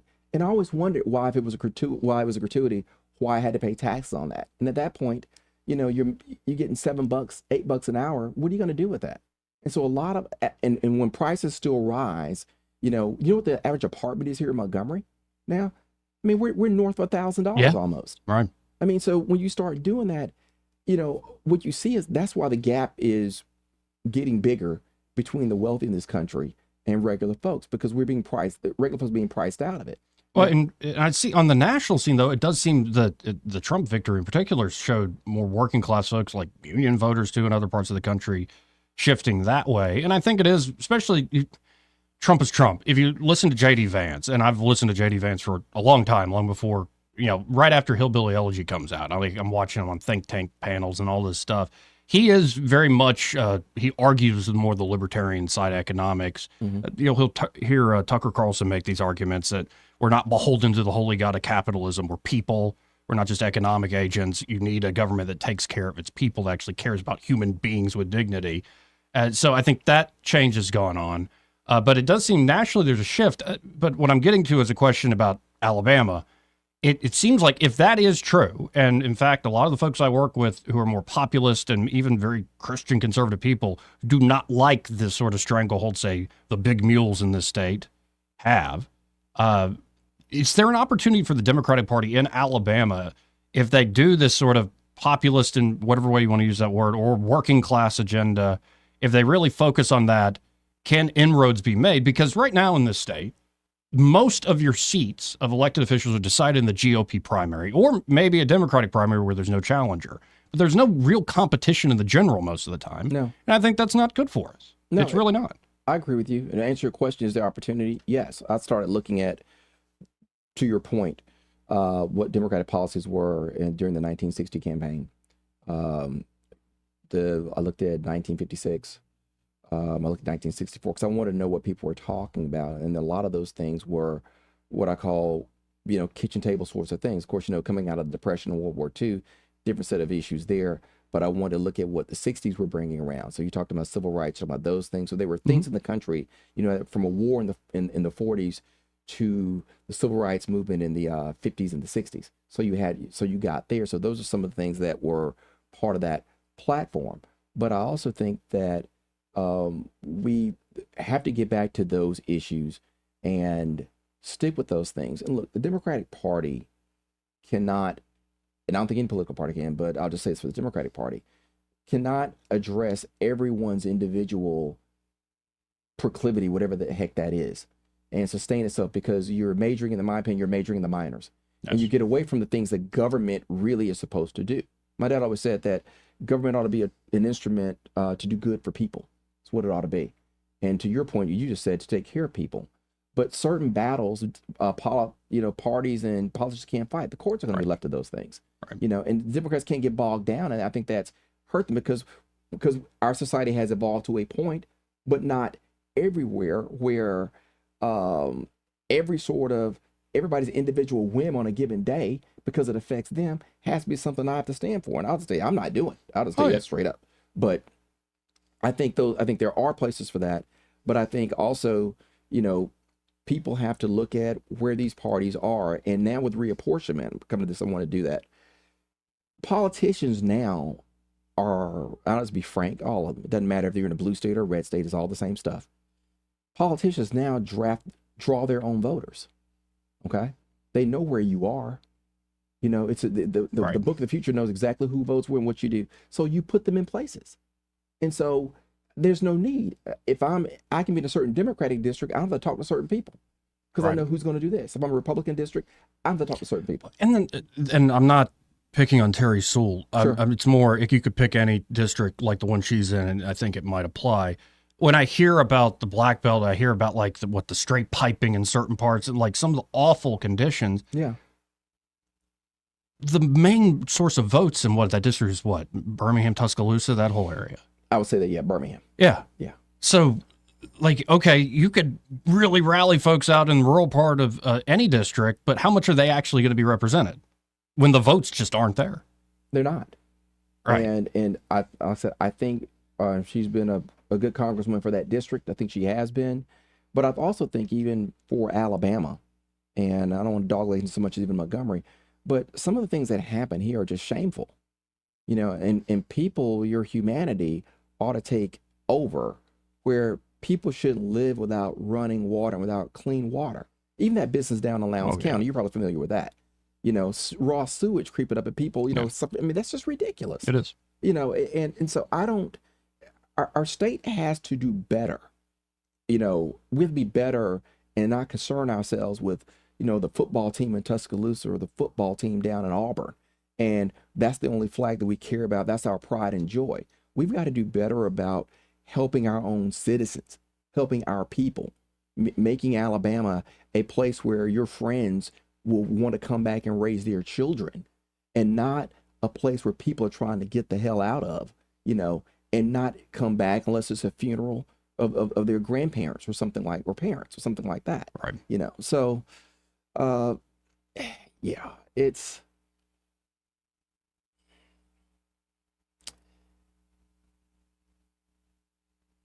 Politicians, reapportionment is a problem, and they've all been there, and it's a problem, like I say, everywhere. But as long as the legislature can draw the lines to protect, as they call it, protect incumbents, that's just code for other things. Certainly it does do that. But to your point, is that good for the citizens of Alabama, or the citizens of Delaware? Is that good? Right. And and this debate about term limits and things of that nature. My thing has always been, as long as there are elections, you don't need a term limit, because you've got that. But, but there's a saying that says people get the government they deserve. If the people aren't willing to ask those questions or decide, or, be so angry that someone's got an R in front of their name or a D in front of their name, and not listen to what exactly people are talking about and making your decision there. If you're not going to be able to, if talking with somebody of a different political party is going to mean you're going to get primaried, okay? Right. That's what I'm saying. That's what's how we're degenerating now. Oh, it's it's a big question. The reapportionment thing. When you look into the history of gerrymandering and the law around it, I think at the end of the day it becomes a political question. And we got to wrap things up here because I got to call a sponsor, and I've got Andrew Sorrell, State Auditor Sorrell, stopping by with a woman I believe named Candace Brown. I don't know if you heard about this. Erica Thomas did a write-up in 1819 News interview with Candace. She's a new mother. She's still breastfeeding. The baby won't take a bottle, so she needs to. Sure. She's the only way the baby can eat. And she was called to jury duty in Jefferson County. They essentially, she said it was a horror show. Like the room that she was sent to go feed the baby in, and they seemed quite annoyed that she had a baby with her. There had been another mother who wrote on the whiteboard in this room that just said chairs and a whiteboard, like how bad it was sitting in here. This is where I have to go to nurse. And then was told, you can't bring your child back if we call you back. All this stuff. Sorrell had brought up a bill in committee essentially exempting nursing mothers from having to serve a jury duty. And the legislators said, well, that's not a concern. Any judge will excuse that. And apparently it's I agree. Not just a one-off story. Apparently, since this woman's told this story, other mothers have come out. So we're going to get into that. And this is where I'm kind of like on the marginal issues that, and by marginal, I mean they're small, like practical, we can fix it. I think most folks, it's not even ideological. You can hash it out and you can fix the issue. But when it comes to the big stuff, I don't know. I think it's always kind of a contest of will. And that's a sad thing maybe to think, maybe even a cynical thing to think. But I think that's generally the way politics cuts, is that it always will be a contest of people's will at the end of the day. Well, I think you look at, you're right. And I think you look at what the big bills are going to be this session. We got some time to talk about that. But, you know, I'm going to come back to this, Joe. It is leadership. And call me old fashioned, whatever you want to say, but I still believe that integrity matters. I still believe that character matters. I still believe that standards matter. I still believe that honesty matters. These things are critical to make a representative democracy or republic work. And when we start getting away from what those things are going to be, you know, the pendulum swings a lot of ways here. You know, I mean, it was kind of what we were talking about off the air. I can disagree with people about how they want to go to Atlanta, whether you want to go up 29 or whether to go up 85. That's one thing. Or whether we should go to Atlanta, whether we should go to Nashville. That's another argument. But the manner in which we disagree, the manner just with Jasmine Crockett and makes me, you know, with these two, you know, I'm concerned about the one-upswomanship or one-upsmanship that we're dealing with, where again civility is going out the window. We are as nasty to people as we can be. We won't shake hands. We don't. What's next? We're not speaking. You know, what is? You know, we're threatening now. I'm not going to hold. We're going to hold California hostage because we don't like the way they handle some political thing out there. I'm like, at some point, what I would say conservatives have to understand, political doors swing both ways. Mm-hmm. And what you don't want is the creation of the other side of a Donald Trump who could give less than a crap about what you think your rules are. They're going to push that to the limit. And then they start telling Florida, we're not sending federal aid to you. They start telling Alabama, you didn't vote for me. I'm going to let you can only get what you want. Or when the blue states decide. Think about where we can degenerate to now. Oh, yeah. Oh, no, the reaction is coming. Yeah, blue states can sit up here and say, I don't want money going to Alabama. Oh, and that whole culture I was talking about, the new media and how politics has changed, I think there are many young, smart, ambitious, talented Democrats who are seeing that, and they're ready to go. And it's going to take some time, obviously, but maybe 4 years is enough. We'll see. But I always appreciate your time, Joe. We should do this longer than an hour. Right? You should. Anytime you want to, we can talk, because we got so much stuff to talk about and so much stuff we agree on. Even sometimes we don't. But I like it anyway. Well, I appreciate it all the same. We'll be right back, folks. He may not know whether he's coming or going, but whether you're going to work or coming home, Greg Budell is there. Mornings 6 till 9 and afternoons 3 till 6. Only on News Talk 93.1 FM WACV. Now you can add the power of digital advertising to the #1 reach of radio. Let Blue Water's 20 years of local advertising and marketing success show you how. Grow your business with a complete suite of digital solutions, combined with the reach of the most listened to radio group in the river region. Call us or go to BlueWaterBroadcasting.com to find out how we can increase your return on investment. Blue Water Broadcasting, local folks helping local business. For more information, send an email to digital@bluewaterbroadcasting.com. Is your business feeling the heat of cyber attacks? Tired of worrying about ransomware, data breaches, downtime, and employee mistakes? GTI Managed IT Solutions has been your trusted partner since 1999, safeguarding and supporting businesses like yours from the ever-evolving threats in the digital world. GTI, your peace of mind is guaranteed. Call us today at 819-4650 or visit gtinow.com. This hour of news and views is brought to you by our good friends at Alabama Home Mortgage. Alabama Home Mortgage, 567-4223. Visit them on the web at myalabamahomemortgage.com. NMLS number 1586368. an equal housing lender. The River Region's News Talk Station. News Talk 93.1. WACV. News Talk 93.1.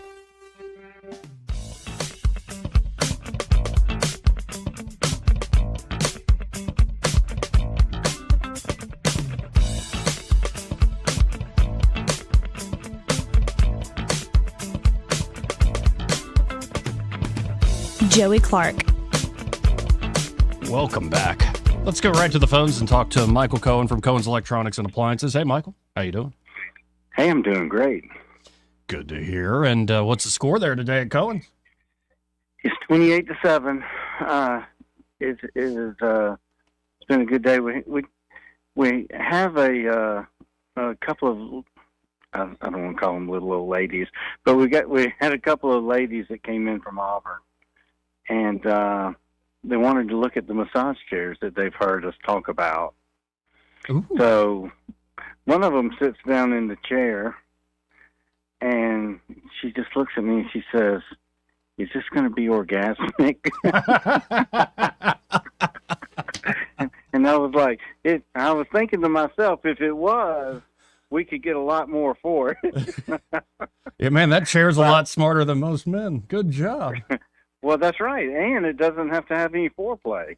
But anyway, she sat in it, she loved it, and we went through a couple of different settings, and anyway, it was a great experience for her, and I think she's going to be back to look at it a little more in depth with her husband. And these things are state of the art, folks. If you haven't tried it out, you got to get by Cohen's. Just go try it out. I think you'll want one. And of course, we don't say this often. Y'all have financing options, right? Whether it's for anything there at Cohen's. That's right. We've got 2 or 3 different ways of financing, depending on how good your credit is. So we can get you financed. We take all the credit cards, except for the gas ones. And so anyway, but yeah, I mean, we can help you in a multitude of ways as far as payments. Well, folks, y'all check out Cohen's today. You can go to thinkcohens.com. I'm looking at some of the massage chairs right now there at thinkcohens.com. Of course, you can call them at 277-8890. But I really encourage you to stop by the Boulevard, 2515 Eastern Boulevard here in Montgomery. They're open 9 to 6 Monday through Friday, 9 to 4 on Saturdays. And be sure to tell them that you heard Michael here on the radio with that Joey guy and that Eddie wasn't there that day. Poor Eddie. I know. He's a good man. Eddie. He's a good man. He's Such a good slacker. I appreciate it, Michael. All right. Y'all have a good day. Thank you. Thank you. We got to hit the top of the hour break. Be right back. Broadcasting from the Riverside Chevrolet Master Control Center, this is WACV Cusana, News Talk 93.1 FM. When it's Chevy, it's Riverside. With SRN News, I'm John Scott. Israel and Hamas agreeing to a ceasefire deal to pause the 15-month war in the Gaza Strip. The deal comes after weeks of painstaking negotiations in Doha, Qatar. The agreement still needs to be approved by Israeli Prime Minister Benjamin Netanyahu's cabinet. Florida Senator Marco Rubio has promised to implement President-elect Donald Trump's America First vision as Secretary of State. Senator Rubio testifying before the Senate Foreign Relations Committee. It was a very busy day on Capitol Hill. Nominees scheduled to testify: John Ratcliffe to lead the CIA, Sean Duffy to lead the Transportation Department, Chris Wright, the nominee, to lead the Energy Department, and Pam Bondi as Attorney General. On Wall Street, stocks have been sharply higher. The Dow is up over 700 points. This is SRN News.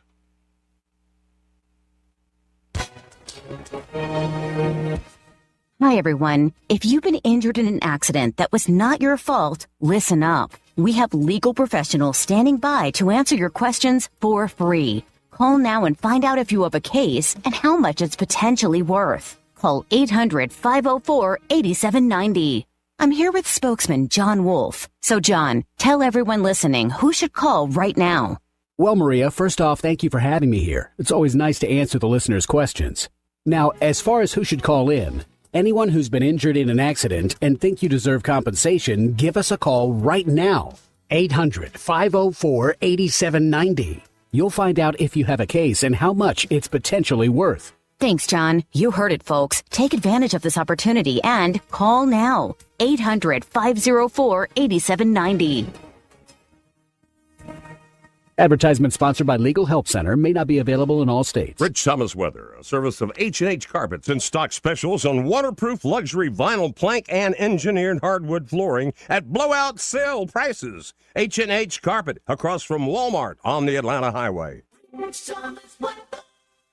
Well, hi, everybody. Temperatures recovering a little bit the next couple of days. Still dry for now. Mostly sunny with a high in the mid-50s today. Mostly cloudy tonight. Another freeze. Overnight low temperature down to about 31. Tomorrow will be closer to the normal for this time of the year with a high in the upper 50s. More sunshine. Friday still dry. High 62. That's better. I think we're dry through Friday evening, but the risk of showers holding off till after midnight Friday night and first half of the day on Saturday. Saturday's high in the low to mid-60s, then colder Sunday. High only 50. Isolated showers possible. Another Arctic plunge next week. From the Blue Water Weather Center, this is Rich Thomas. You can make your ASE loan payment from your phone anytime, anywhere. It's quick and easy. YourASECreditUnion.com. Federally insured by NCUA. Equal Opportunity Lender. ASE Credit Union. Your life, your goals, your ASE. 1819 News.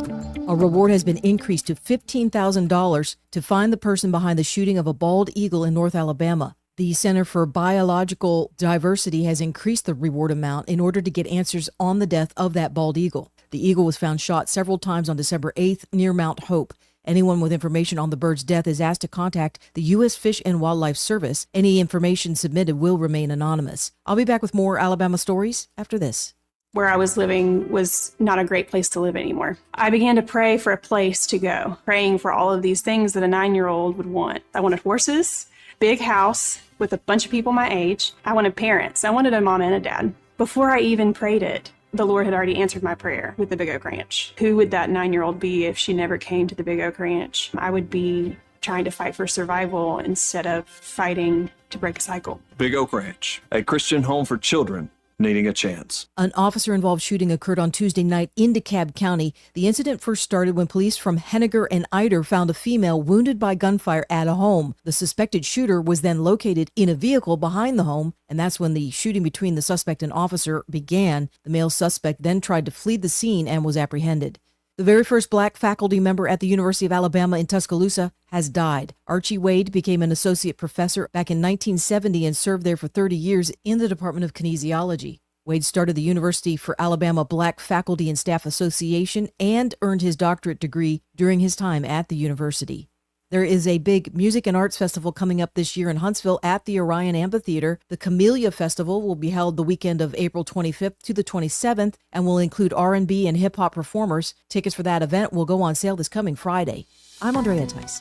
For more news affecting Alabamians, go to 1819news.com. And while you're there, subscribe to the daily newsletter. This hour of News and Views is brought to you by our good friends at Cole Plumbing, 279-8919. Cole Plumbing is number one in the number two business. You don't have to dig a hole. They have proprietary pipelining technology. Ask them about their tankless water heaters. Remember, when you have trouble with your bowl, call on Cole. The views and opinions of the following program are solely those of the host and other contributors. These do not necessarily represent those of Liberty Acquisitions 825, Blue Water Broadcasting, its management, staff, or any advertisers.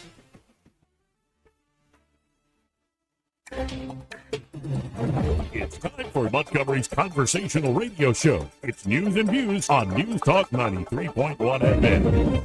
To join the conversation, call 272-9228.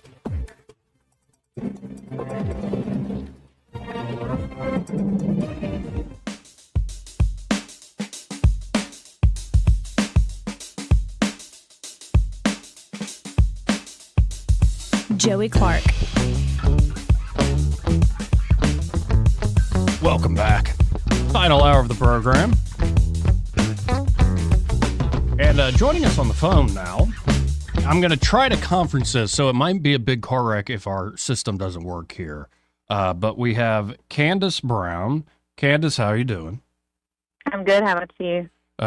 Doing fantastic, and look forward to telling your story here. And we also have State Auditor Andrew Sorrell on the line. Andrew, are you there? I'm here. Can you hear me? I can hear you. I think you're coming through. If folks out there text me or message me, make sure y'all can hear them. But I just want to begin, Candace. I read the write-up Erica Thomas did at 1819news.com. I encourage everybody to go look at that. The headline is Breastfeeding Mom Forced to Report for Jury Duty in Jefferson County, says staff was rude, facilities filthy. So I just want to kind of give you the floor and kind of how this all came about and what your experience was. Yeah, so about 10 years ago, I was breastfeeding a baby back then, and I called and I was excused immediately. So I assumed that would have happened again. So I received my summons last month, and I called, and I was told on the phone by a court official that breastfeeding would not be an excuse, that I could try and turn in the forms online, but that they would put it before a judge, but it would probably not be excused. And it wasn't. And so I showed up Monday at 8 a.m. in the middle of cold flu season with my infant 3-month-old. She just turned 3 months old, thinking that I would hopefully get to go as soon as I got there, and I was not. I was there almost 3 hours.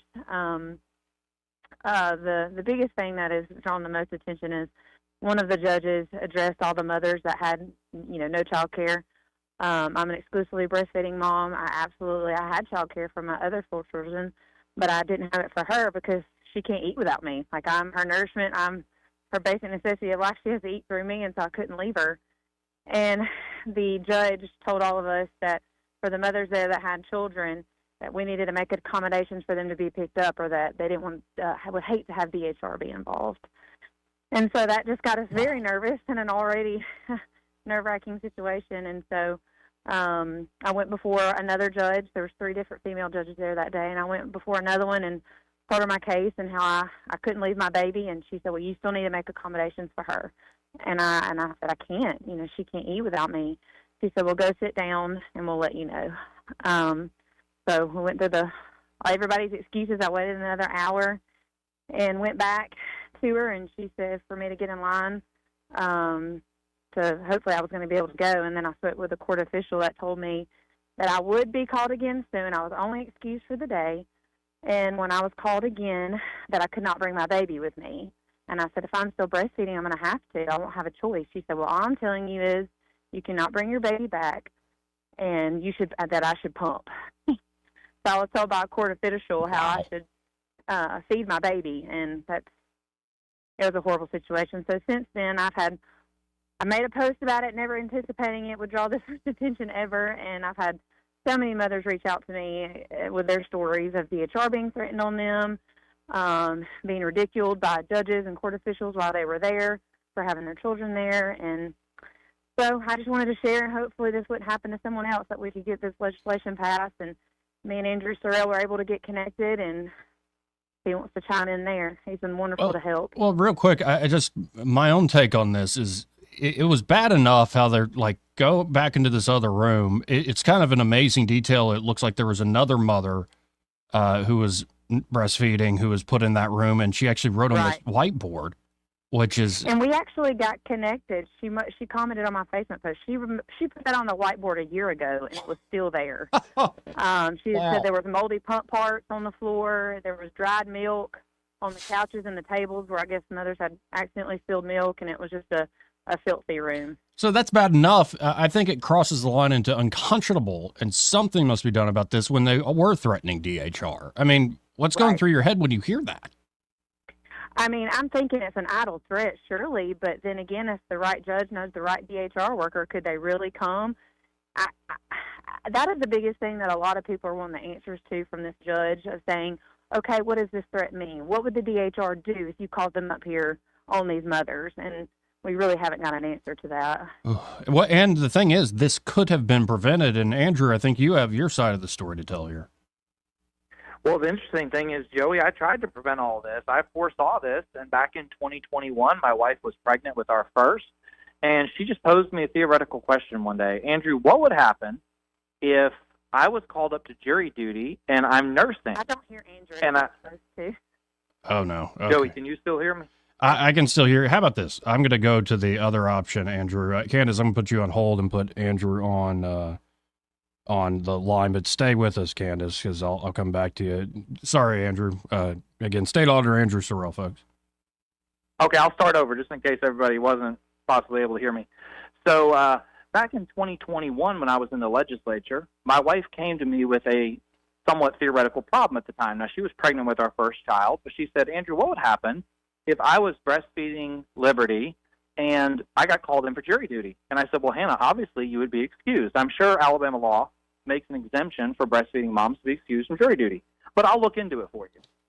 So I did look into it, and to my surprise, Alabama adult law does not make an exception for breastfeeding mothers. So I authored a bill. It was House Bill 369, introduced it in 2021, and it went before committee. It was either in 21 or in 2022. I don't remember which. I had it before a committee, and I was presenting it. And there were two big objections raised to my bill by my fellow legislators. One was, Andrew, do you have any stories of moms that this has actually happened to? And I said, well, no, I don't. I'm sure it's happened to a bunch of them. There's 5 million people in Alabama, and I'm sure it's happened, but I don't have a big list of names for you or anything. And they said, I think you have a solution in search of a problem. And I said, no, I don't think I do. I don't think we need to wait until there's a fatal wreck at an intersection before we put up a traffic light. There are some problems that can be prevented proactively by passing legislation now. The second objection was, Andrew, come on, any reasonable judge would exempt a nursing mother from jury duty. Well, I think as we just found out, we don't have all reasonable judges in Alabama. Apparently, there's some in Jefferson County that are totally unreasonable and even threatening DHR on moms who bring their 3-month-old with them to a jury summons. So there, that was my involvement with it. I was very disappointed when my bill didn't pass. And to be quite honest with you, I've been patiently waiting ever since then for 4 years for a story to pop up of someone this had happened to.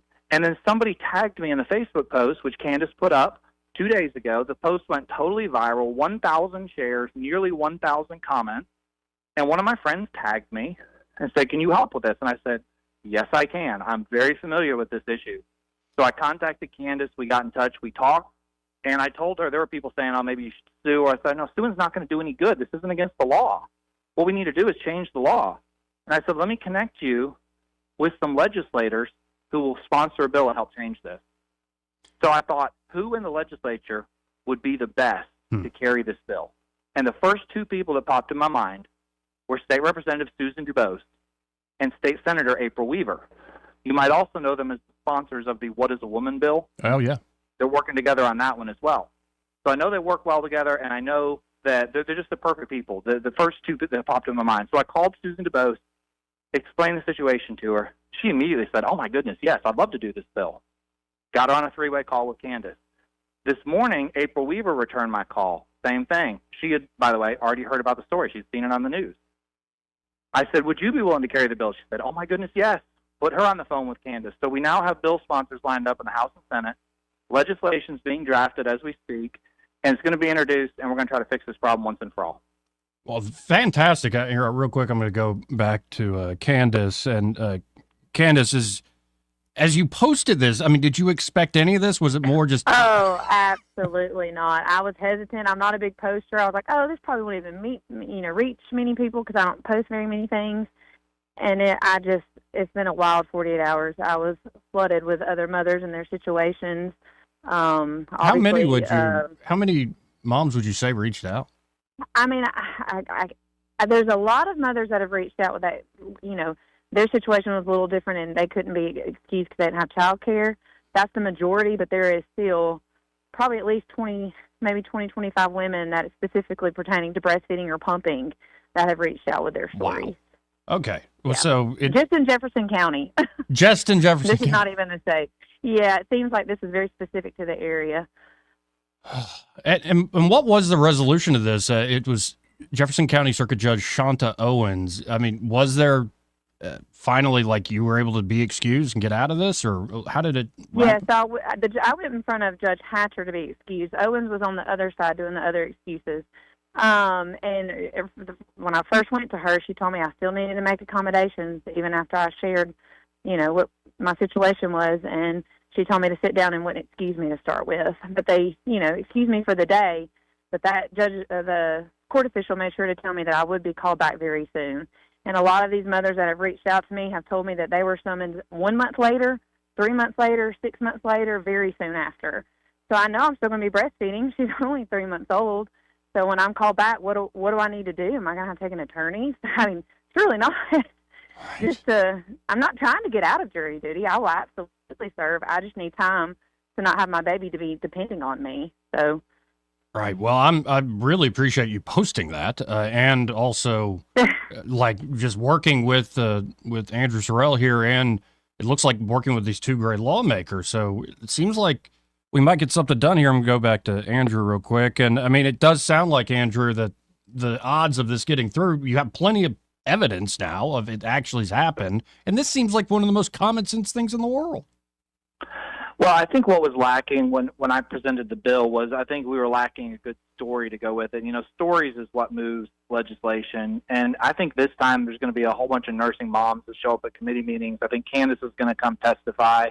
And quite frankly, I think Senator Weaver and Representative DeBose might even do a better job presenting the bill than me. I mean, you got to remember, when I was presenting the bill, I didn't even have a baby yet, right? So I think there were probably some legislators scratching their head like, this isn't a normal bill that Andrew Sorrell carries. Where did this come from? But I just foresaw a problem and was trying to fix it. But, you know, the threats by DHR, that was concerning to me. But also just the fact that the state thinks they can kind of dictate to you how you're supposed to feed your child. Are you kidding me? Yeah. Like, we live in a free country here. You don't get to tell a mom she has to pump. And you got to realize, like, I knew very little about babies. Like, when I got married and we had our first baby, I knew nothing. All right. I've learned a whole lot. My wife has taught me a whole lot. But, you know, some mothers are paranoid that if you give a baby a bottle, they won't breastfeed again after that. And that does happen to some people. Well, and that's a big deal. It is a big deal. And I'll say, I think the part of the moral of the story is listen to your wife. She's right. Well, that's a good point. Hannah's theoretical question to kind of get this whole thing rolling. And another friend of mine in Birmingham had reached out about this problem to me. And there were just multiple women in my life telling me somebody need to do something with this bill. And everybody I mentioned this to has said, why isn't this already a law? You know, in states like New Hampshire, if you're the primary caregiver of a child up to 5 years old, you're automatically exempt from jury duty. In 22 other states, they have laws protecting nursing mothers from jury duty. Now, I do sympathize with these circuit judges having to put together jury pools of 300 people. That is a big problem, and a lot of the people who get summoned don't even show up. Right. You know what? Let's send DHR after those people. You know, I'm joking here, but like, let's send the government after the people who aren't even showing up to the summons, not the mom who shows up with her 3-month-old in tow. And the story about the whiteboard is particularly funny because the mom wrote a sarcastic note on there. I hadn't heard that little anecdote that it's actually been on the board for a year. No one's cleaned the room in a year, and they're sending nursing mothers in there. Well, I mean, I feel like I'd rather have my wife change our baby in a truck stop than go to that room in the Jefferson County Courthouse. Oh, you better believe a Buc-ee's is going to be cleaner than this.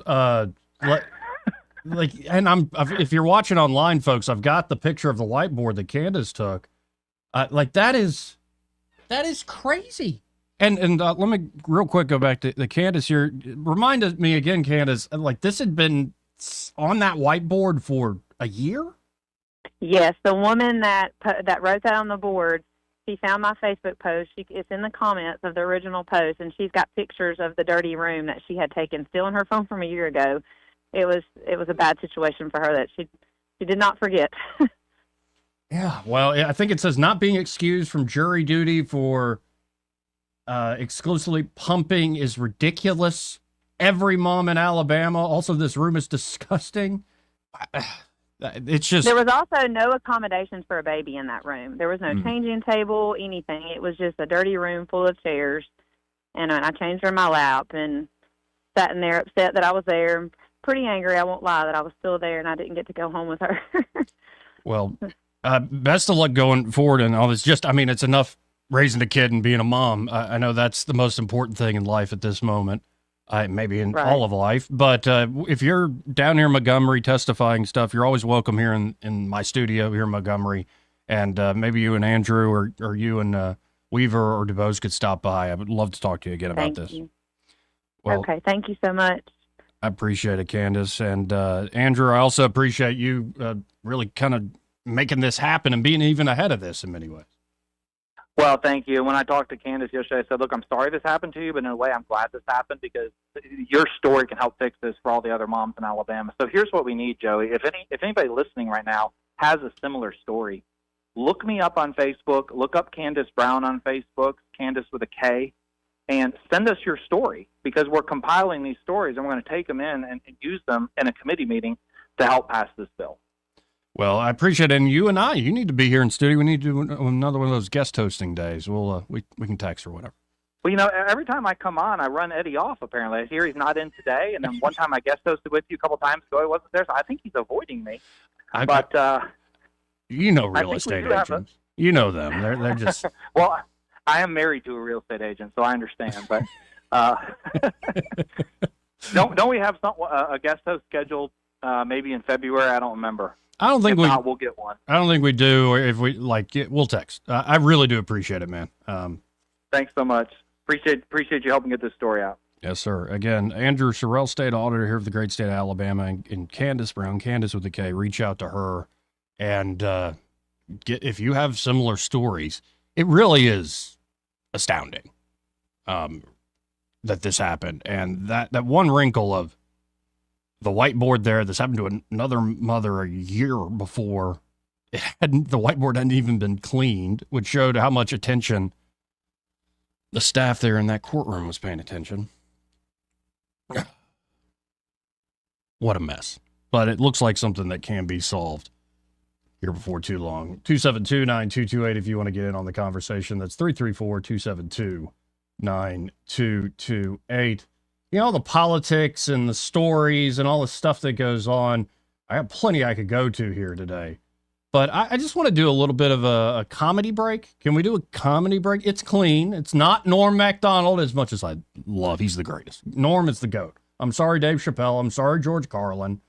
I'm sorry to all you greats out there, but Norm is my favorite by far. But this is a very clean clip from, who is it? Nate Bargatze. Older Nate Bargatze clip. Let's listen in. Like time travel, like if I went back in time, knowing everything I know now, I don't think I would make a difference.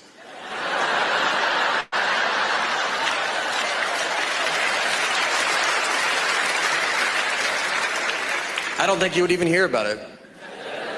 If I went back to the 20s and I saw some guy on an old phone, I would be like, hey, eventually they have phones you just carry in your pocket. And he'd be like, yeah, how do they do it? It's like, I mean, I don't know. I don't know how they're doing it. It's like a satellite or something. And they'd be like, what's a satellite? Well, you shouldn't have even brought that up then. It's like a round metal dish or something that's got to go pretty high in the air. I honestly don't think I could prove I'm from the future.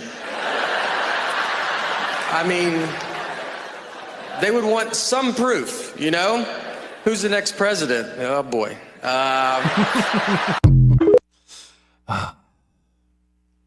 That's the one thing about our time, folks. As much as there is craziness going on, upheaval, the remaking of our institutions, a lot of distrust still out there in those institutions we're trying to remake, a lot of turnover generationally. One thing that is very clear about the times we are living through is, I think, laughter is getting us through. The booming comedy is incredible. And maybe we'll call it, after everything's said and done, the revolution that laughed. 272-9228. We'll be right back. Want to carry News Talk in your pocket? Download the News Talk 93.1 app from the App Store. Available on iPhone and Android. Never miss a moment. Download now.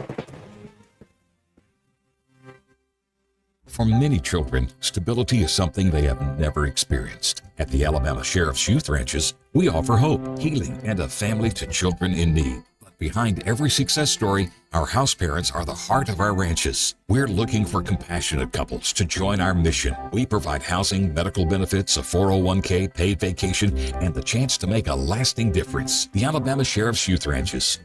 Be the love, be the guidance, be the family they need. Visit alsyr.org. What's your biggest investment? More than likely, it's your home. So treat it that way when you hire a painting contractor. At PBS Painting, there are no gimmicks, no $99 specials. Just quality painting and someone who treats your home with the same respect that you do. At PBS Painting, we have been painting for years. and look forward to many more years to come. With PBS Painting, the job gets prepped properly, whether it's cleaning, scraping, or priming.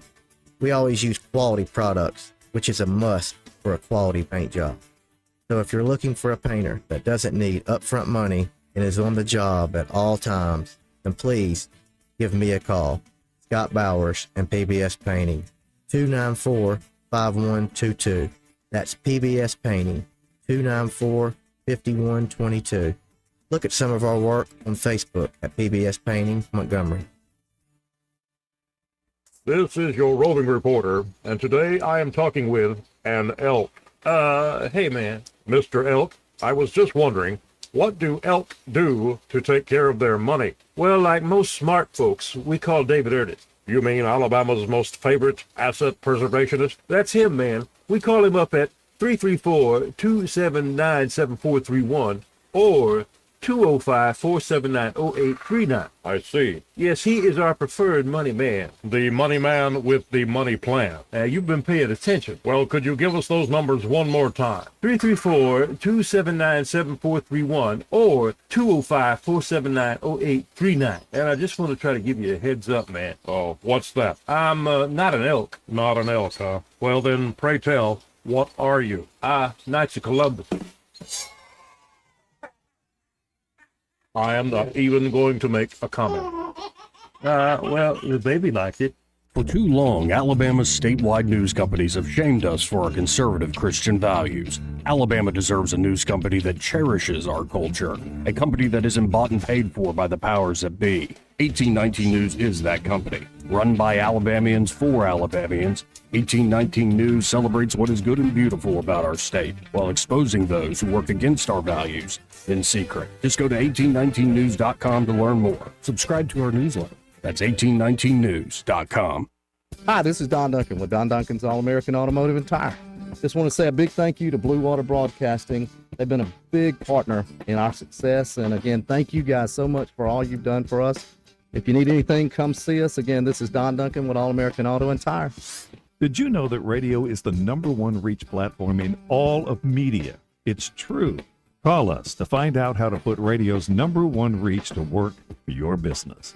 Blue Water Broadcasting. Local folks helping local business. Hi there, I'm Kim Williams with Alabama Home Mortgage. And I'm Madeline Cannon. It's true, rates aren't as low as they have been for the past couple of years, but there are still many homeowners that could benefit from refinancing their current mortgage. There are a lot of things in life that are out of our control, but your mortgage rate is not one of them. If you currently have an adjustable rate mortgage, then you owe it to yourself to give us a call. Adjustable rate mortgages make sense for some people in stable markets, but in this wild, ever-changing rate environment, it only makes sense to secure a fixed interest rate. A fixed interest rate will give you the peace of mind that your rate is locked. Your rate will not be subject to change with the political and economic tides. At Alabama Home Mortgage, you can personalize your term. We offer 8-year to 30-year mortgages and everything in between. Grab your mortgage statement and give us a call. Call Alabama Home Mortgage, the #1 mortgage lender in Alabama, today at 567-4223, or visit us online at myalabamahomemortgage.com. That's Alabama Home Mortgage, because, folks, there is a difference in mortgage companies. NMLS 1586-36-8,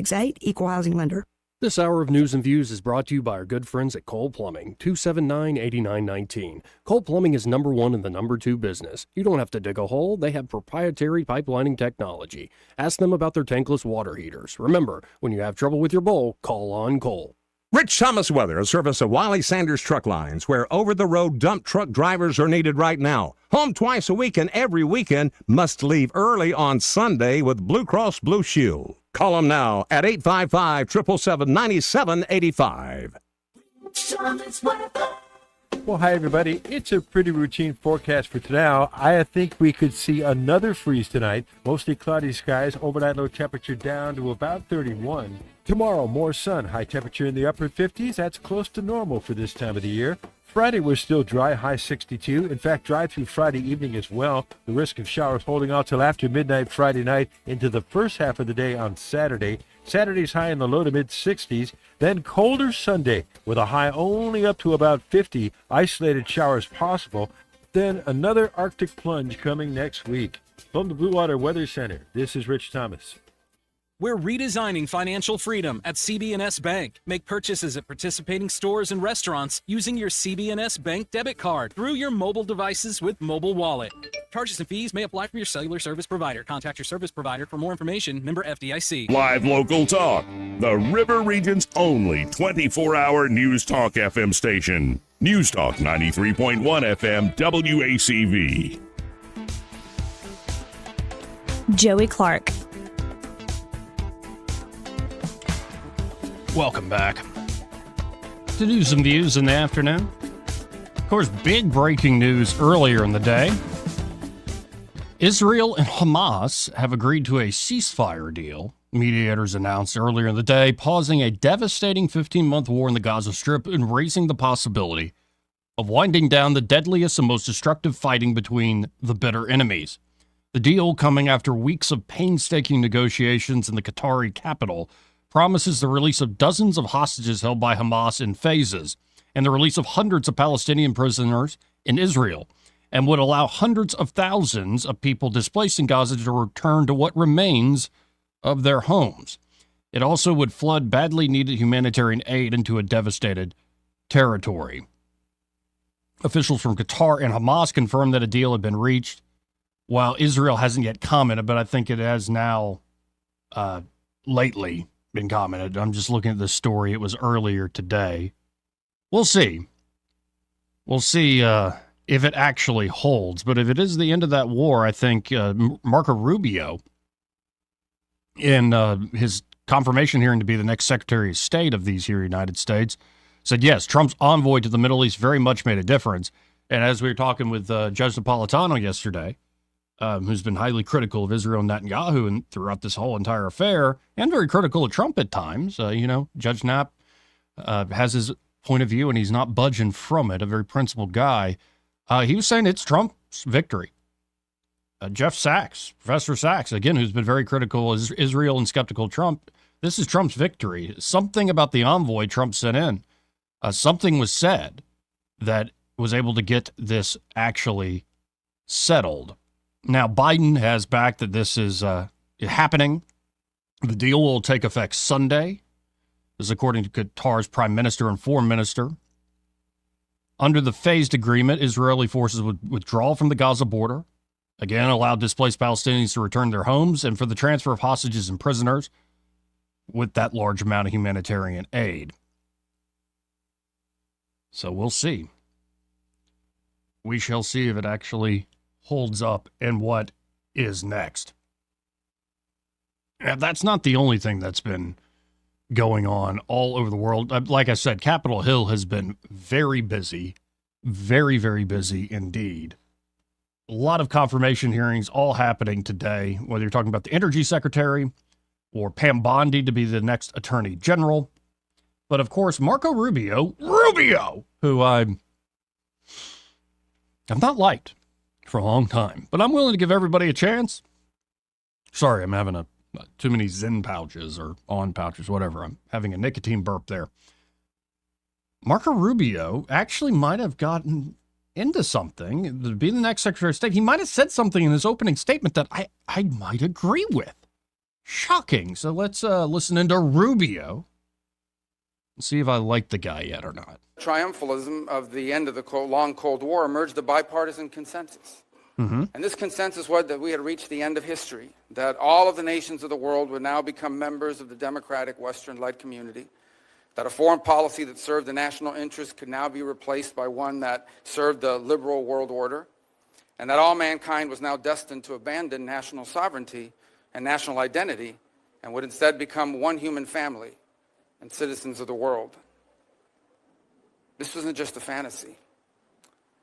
We now know it was a dangerous delusion. Here in America and in many of the advanced economies across the world, an almost religious commitment to free and unfettered trade at the expense of our national economy shrunk the middle class, left the working class in crisis, collapsed our industrial capacity, and has pushed critical supply chains into the hands of adversaries and of rivals. An irrational zeal for maximum freedom of movement of people has resulted in a historic mass migration crisis here in America, but also around the world. It's one that threatens the stability of societies and of governments. Across the West, governments now censor and even prosecute domestic political opponents. Meanwhile, radical jihadists openly march in the streets and sadly drive vehicles into our people. While America far too often continued to prioritize the global order above our core national interests, other nations continue to act the way countries always have. And instead of folding into the post-Cold War global order, they have manipulated it to serve their interests at the expense of ours. We welcomed the Chinese Communist Party into the global order, and they took advantage of all of its benefits, and they ignored all of its obligations and responsibilities. Instead, they have repressed and lied and cheated and hacked and stolen their way into global superpower status, and they have done so at our expense and at the expense of the people of their own country. In our very own hemisphere, narco-terrorists and dictators and despots take advantage of open borders to drive mass migration, to traffic in women and children, and to flood our communities with deadly fentanyl and violent criminals. In Moscow, in Tehran, in Pyongyang, dictators, rogue states now sow chaos and instability and align with and they fund radical terror groups. And then they hide behind their veto power at the United Nations Security Council or the threats of nuclear war. The post-war global order is not just obsolete, it is now a weapon being used against us. And all this has led to a moment in which we must now confront the single greatest risk of geopolitical instability and of generational global crisis in the lifetime of anyone alive and in this room today. 8 decades later, we are once again called to create a free world out of the chaos. And this will not be easy. And it will be impossible without a strong and a confident America that engages in the world, putting our core national interests once again above all else. Marco Rubio, folks, actually telling a fairly good story there. I don't know if it'd be the exact story I would tell, but I think the framing is correct. I think the presumptions at the end of the Cold War became hubris in a lot of ways. And I would also take away it's not just the free trade aspect. It's not just the free movement of people aspect. I think to lay all the blame on something like that is misguided. But it is a big part of it. You also look at how we have not just normally offshored jobs and opportunity, but we seem to have offshored all our problems. So you can't make a drug here in America. Well, just make it in China. Well, I mean, look at all these up and coming folks that want to be, full-on professors. Why don't we just get teaching assistants from China and have them work for free? Their people, their government are paying for it, so seems like a pretty sweet deal.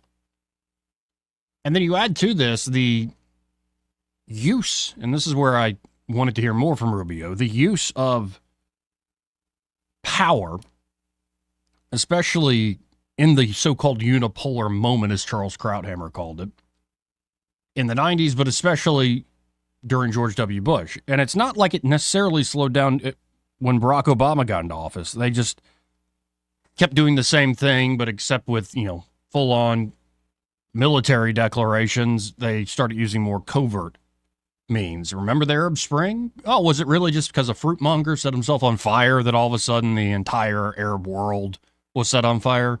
Give me a break. All of a sudden, Ukraine just, in 2014 rises up. There's no American activity. So I think in some ways we've also overplayed our hand in the thinking that was the end of history, that the other nations of the world would come into the democratic fold, the international liberal order, so-called. We thought we could still get away with, telling everybody what to do. So again, those presumptions at the end of the Cold War became hubris. And we're dealing with the nastiness. We'll see if we actually brave these waters. He's right. This is quite a time to, say, remake the balance of power around the world. 272-9228 if you want to get in on the conversation. Pamela is here early before happy hour starts. How are you doing today? Good. I always hate to see you alone in here when Eddie's not here.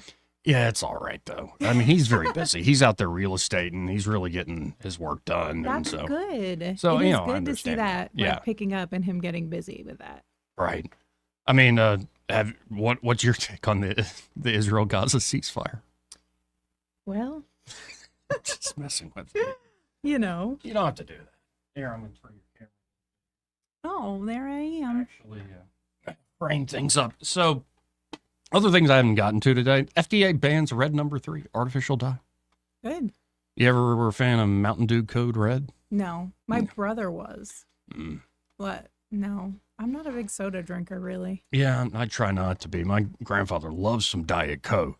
And speaking of that, did you see Trump got his own commemorative Diet Coke? Yes. Now that's pretty cool. That is cool. Even Coca-Cola is coming around to the Trump phenomenon. And then on top of that, Elon Musk has been granted office space in the White House complex.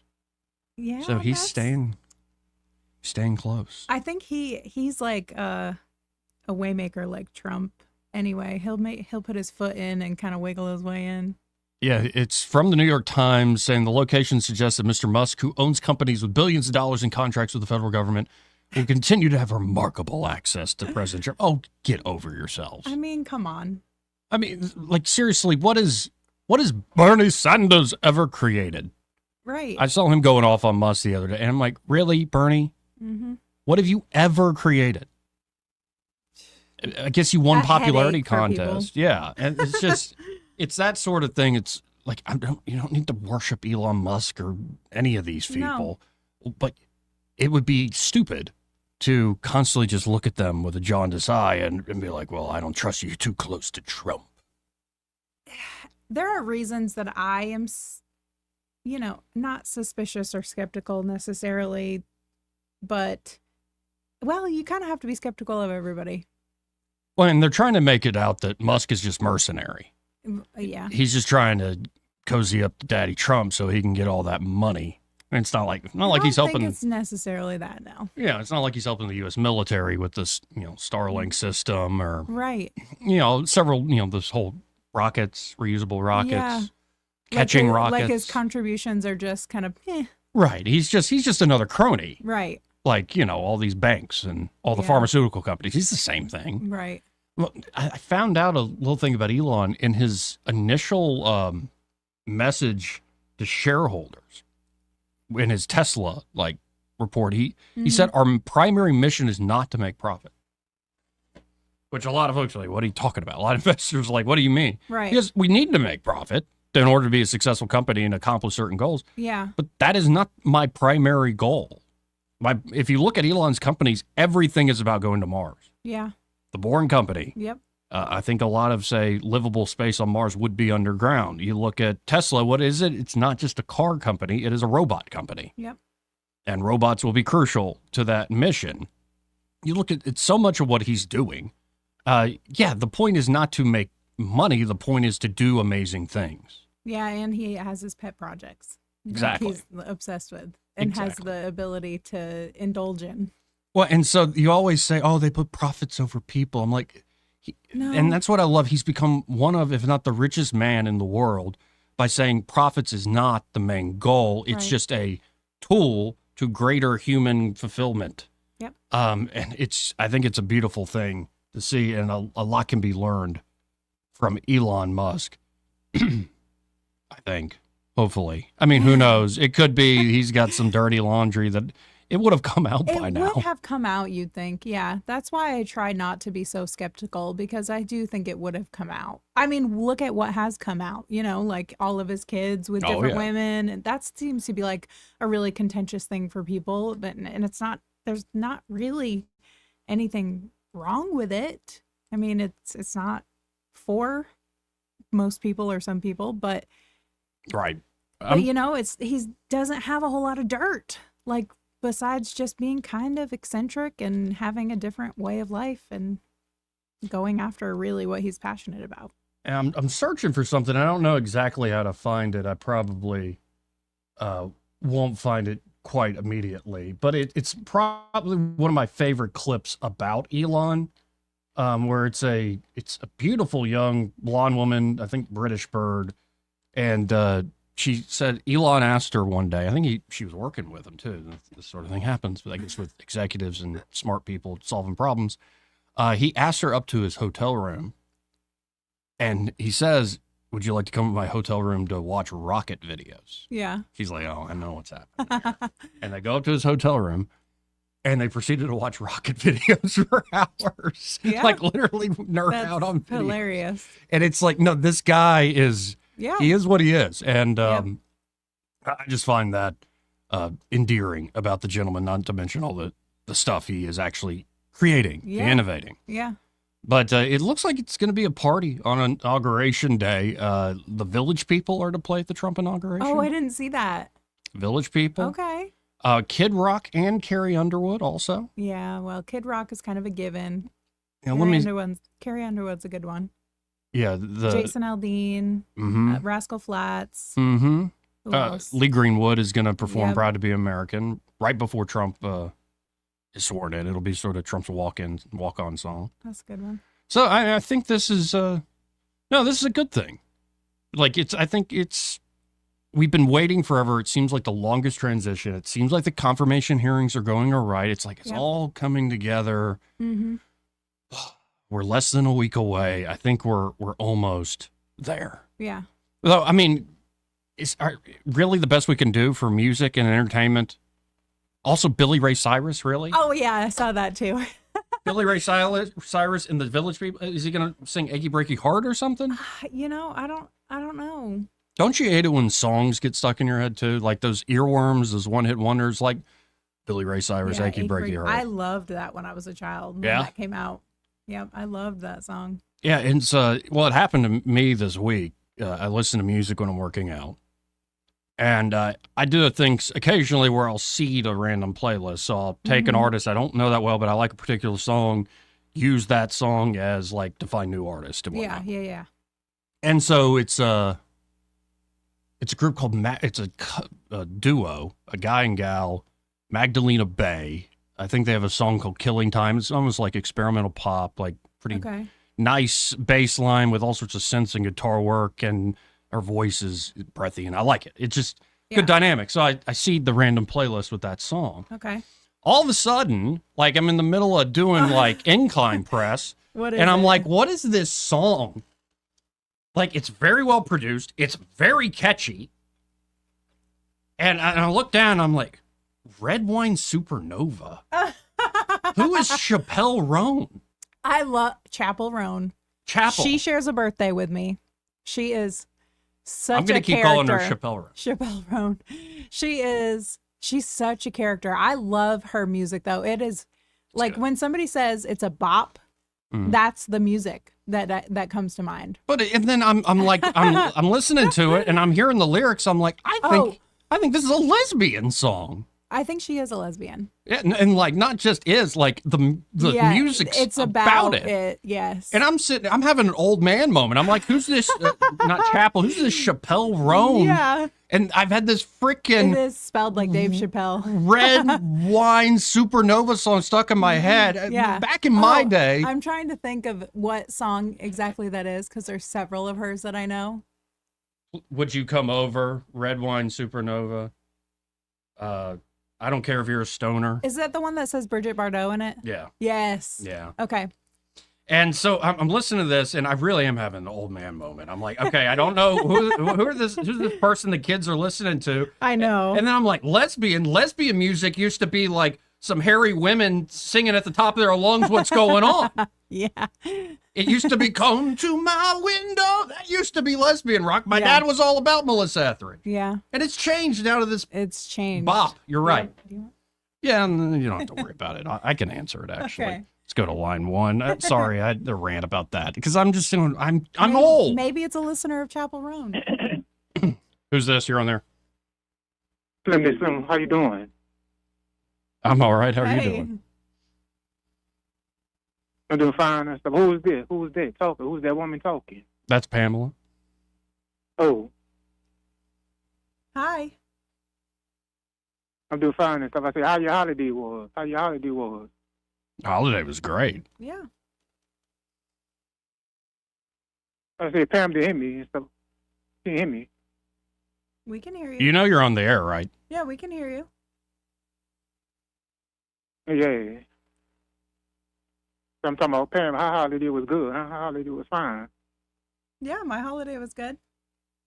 Oh, Are you okay?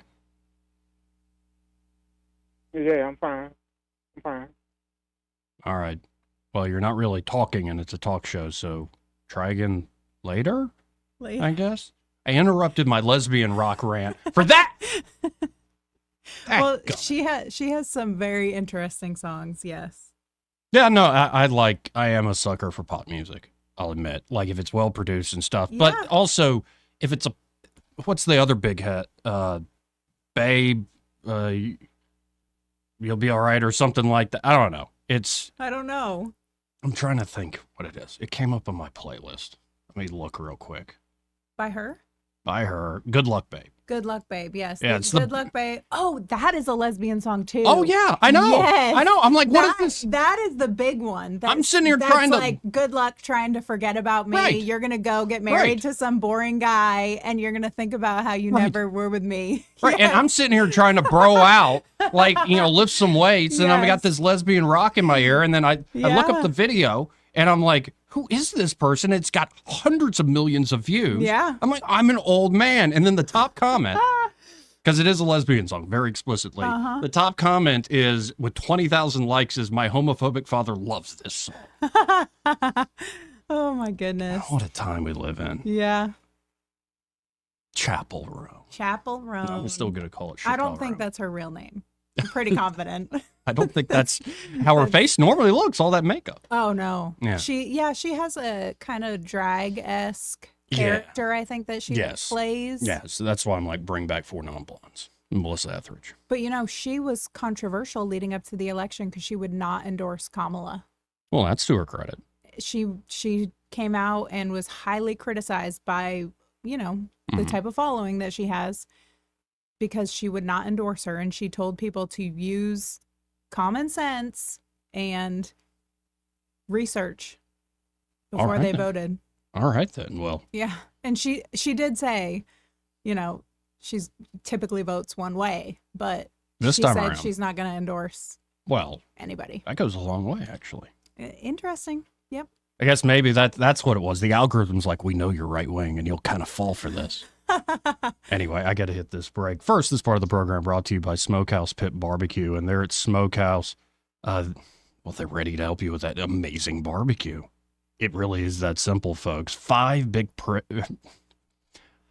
brick pits, always running, hand-pulled meats. It's the best barbecue in the river region. So whether you're like Eddie and you want to go dip your ribs in some camp stew, that's a real thing. I heard him talking about that. Especially on a cold day. Yeah. That's all right. Or you just get a gallon of camp stew and eat some for lunch, save it later. Mhm. It's really good warmed up. Of course, they can get you a pulled pork sandwich. I mean, anything you can imagine with barbecue. Great side items. And whether you're going for lunch or dinner, you can also stop by there at Smokehouse Pit Barbecue for their amazing breakfast. They do an amazing Southern breakfast. Anything you want, really, on the breakfast table. I still need to take on with Eddie that Fat Boy breakfast, where it's a sampler. It's like a huge pancake, bigger than the plate, and all sorts of breakfast meats and some cheese grits, which are the best thing ever. Their cheese grits are incredible. I didn't know that they did breakfast. You got to get by there. I Yeah. think they open up early, like 6:30, Tuesday through Sunday. They do breakfast. So y'all check out Smokehouse Pit Barbecue today. You can always follow them on Facebook, see what sort of entertainment they have, maybe on a Friday night, or just stop by their same location they've always been, Main Street there in Millbrook, and be sure to tell them that Joey, that fellow on the radio, sent you. He may not know whether he's coming or going, but whether you're going to work or coming home, Greg Budell is there. Mornings 6 till 9 and afternoons 3 till 6. Only on News Talk 93.1 FM WACV. No one wants to wait on service for an overhead door. With 20 years in the industry, you now have access to the best with All Access Overhead Door. All Access Overhead Doors offers prompt professional service at affordable prices on all service and new garage doors for residential and commercial locations. All Access Overhead Doors serves the river region and can take care of what whatever you need when it comes to your overhead door. Remember, you have access to the best. All Access Overhead Door. Call and schedule an appointment today. 320-2440. And like them on Facebook. They sell the best and service the rest. This hour of News and Views is brought to you by our good friends at Cole Plumbing, 279-8919. Cole Plumbing is number one in the number two business. You don't have to dig a hole. They have proprietary pipelining technology. Ask them about their tankless water heaters. Remember, when you have trouble with your bowl, call on Cole. On FM, on your smartphone, and online, the River Region's most trusted voice. News Talk 93.1 FM WACV. Joey Clark. Welcome back. Let's go right to the phones and talk to Ray Bowles from Prattville Carpet. Hey, Ray, how you doing? Man, we are doing great. How about you guys? Oh, I'm doing great today. Doing well. I'm multitasking. You're getting a pin out of my bag. I'm meeting a customer at Robert F. Henry to pick out the tile and countertops and stuff like that.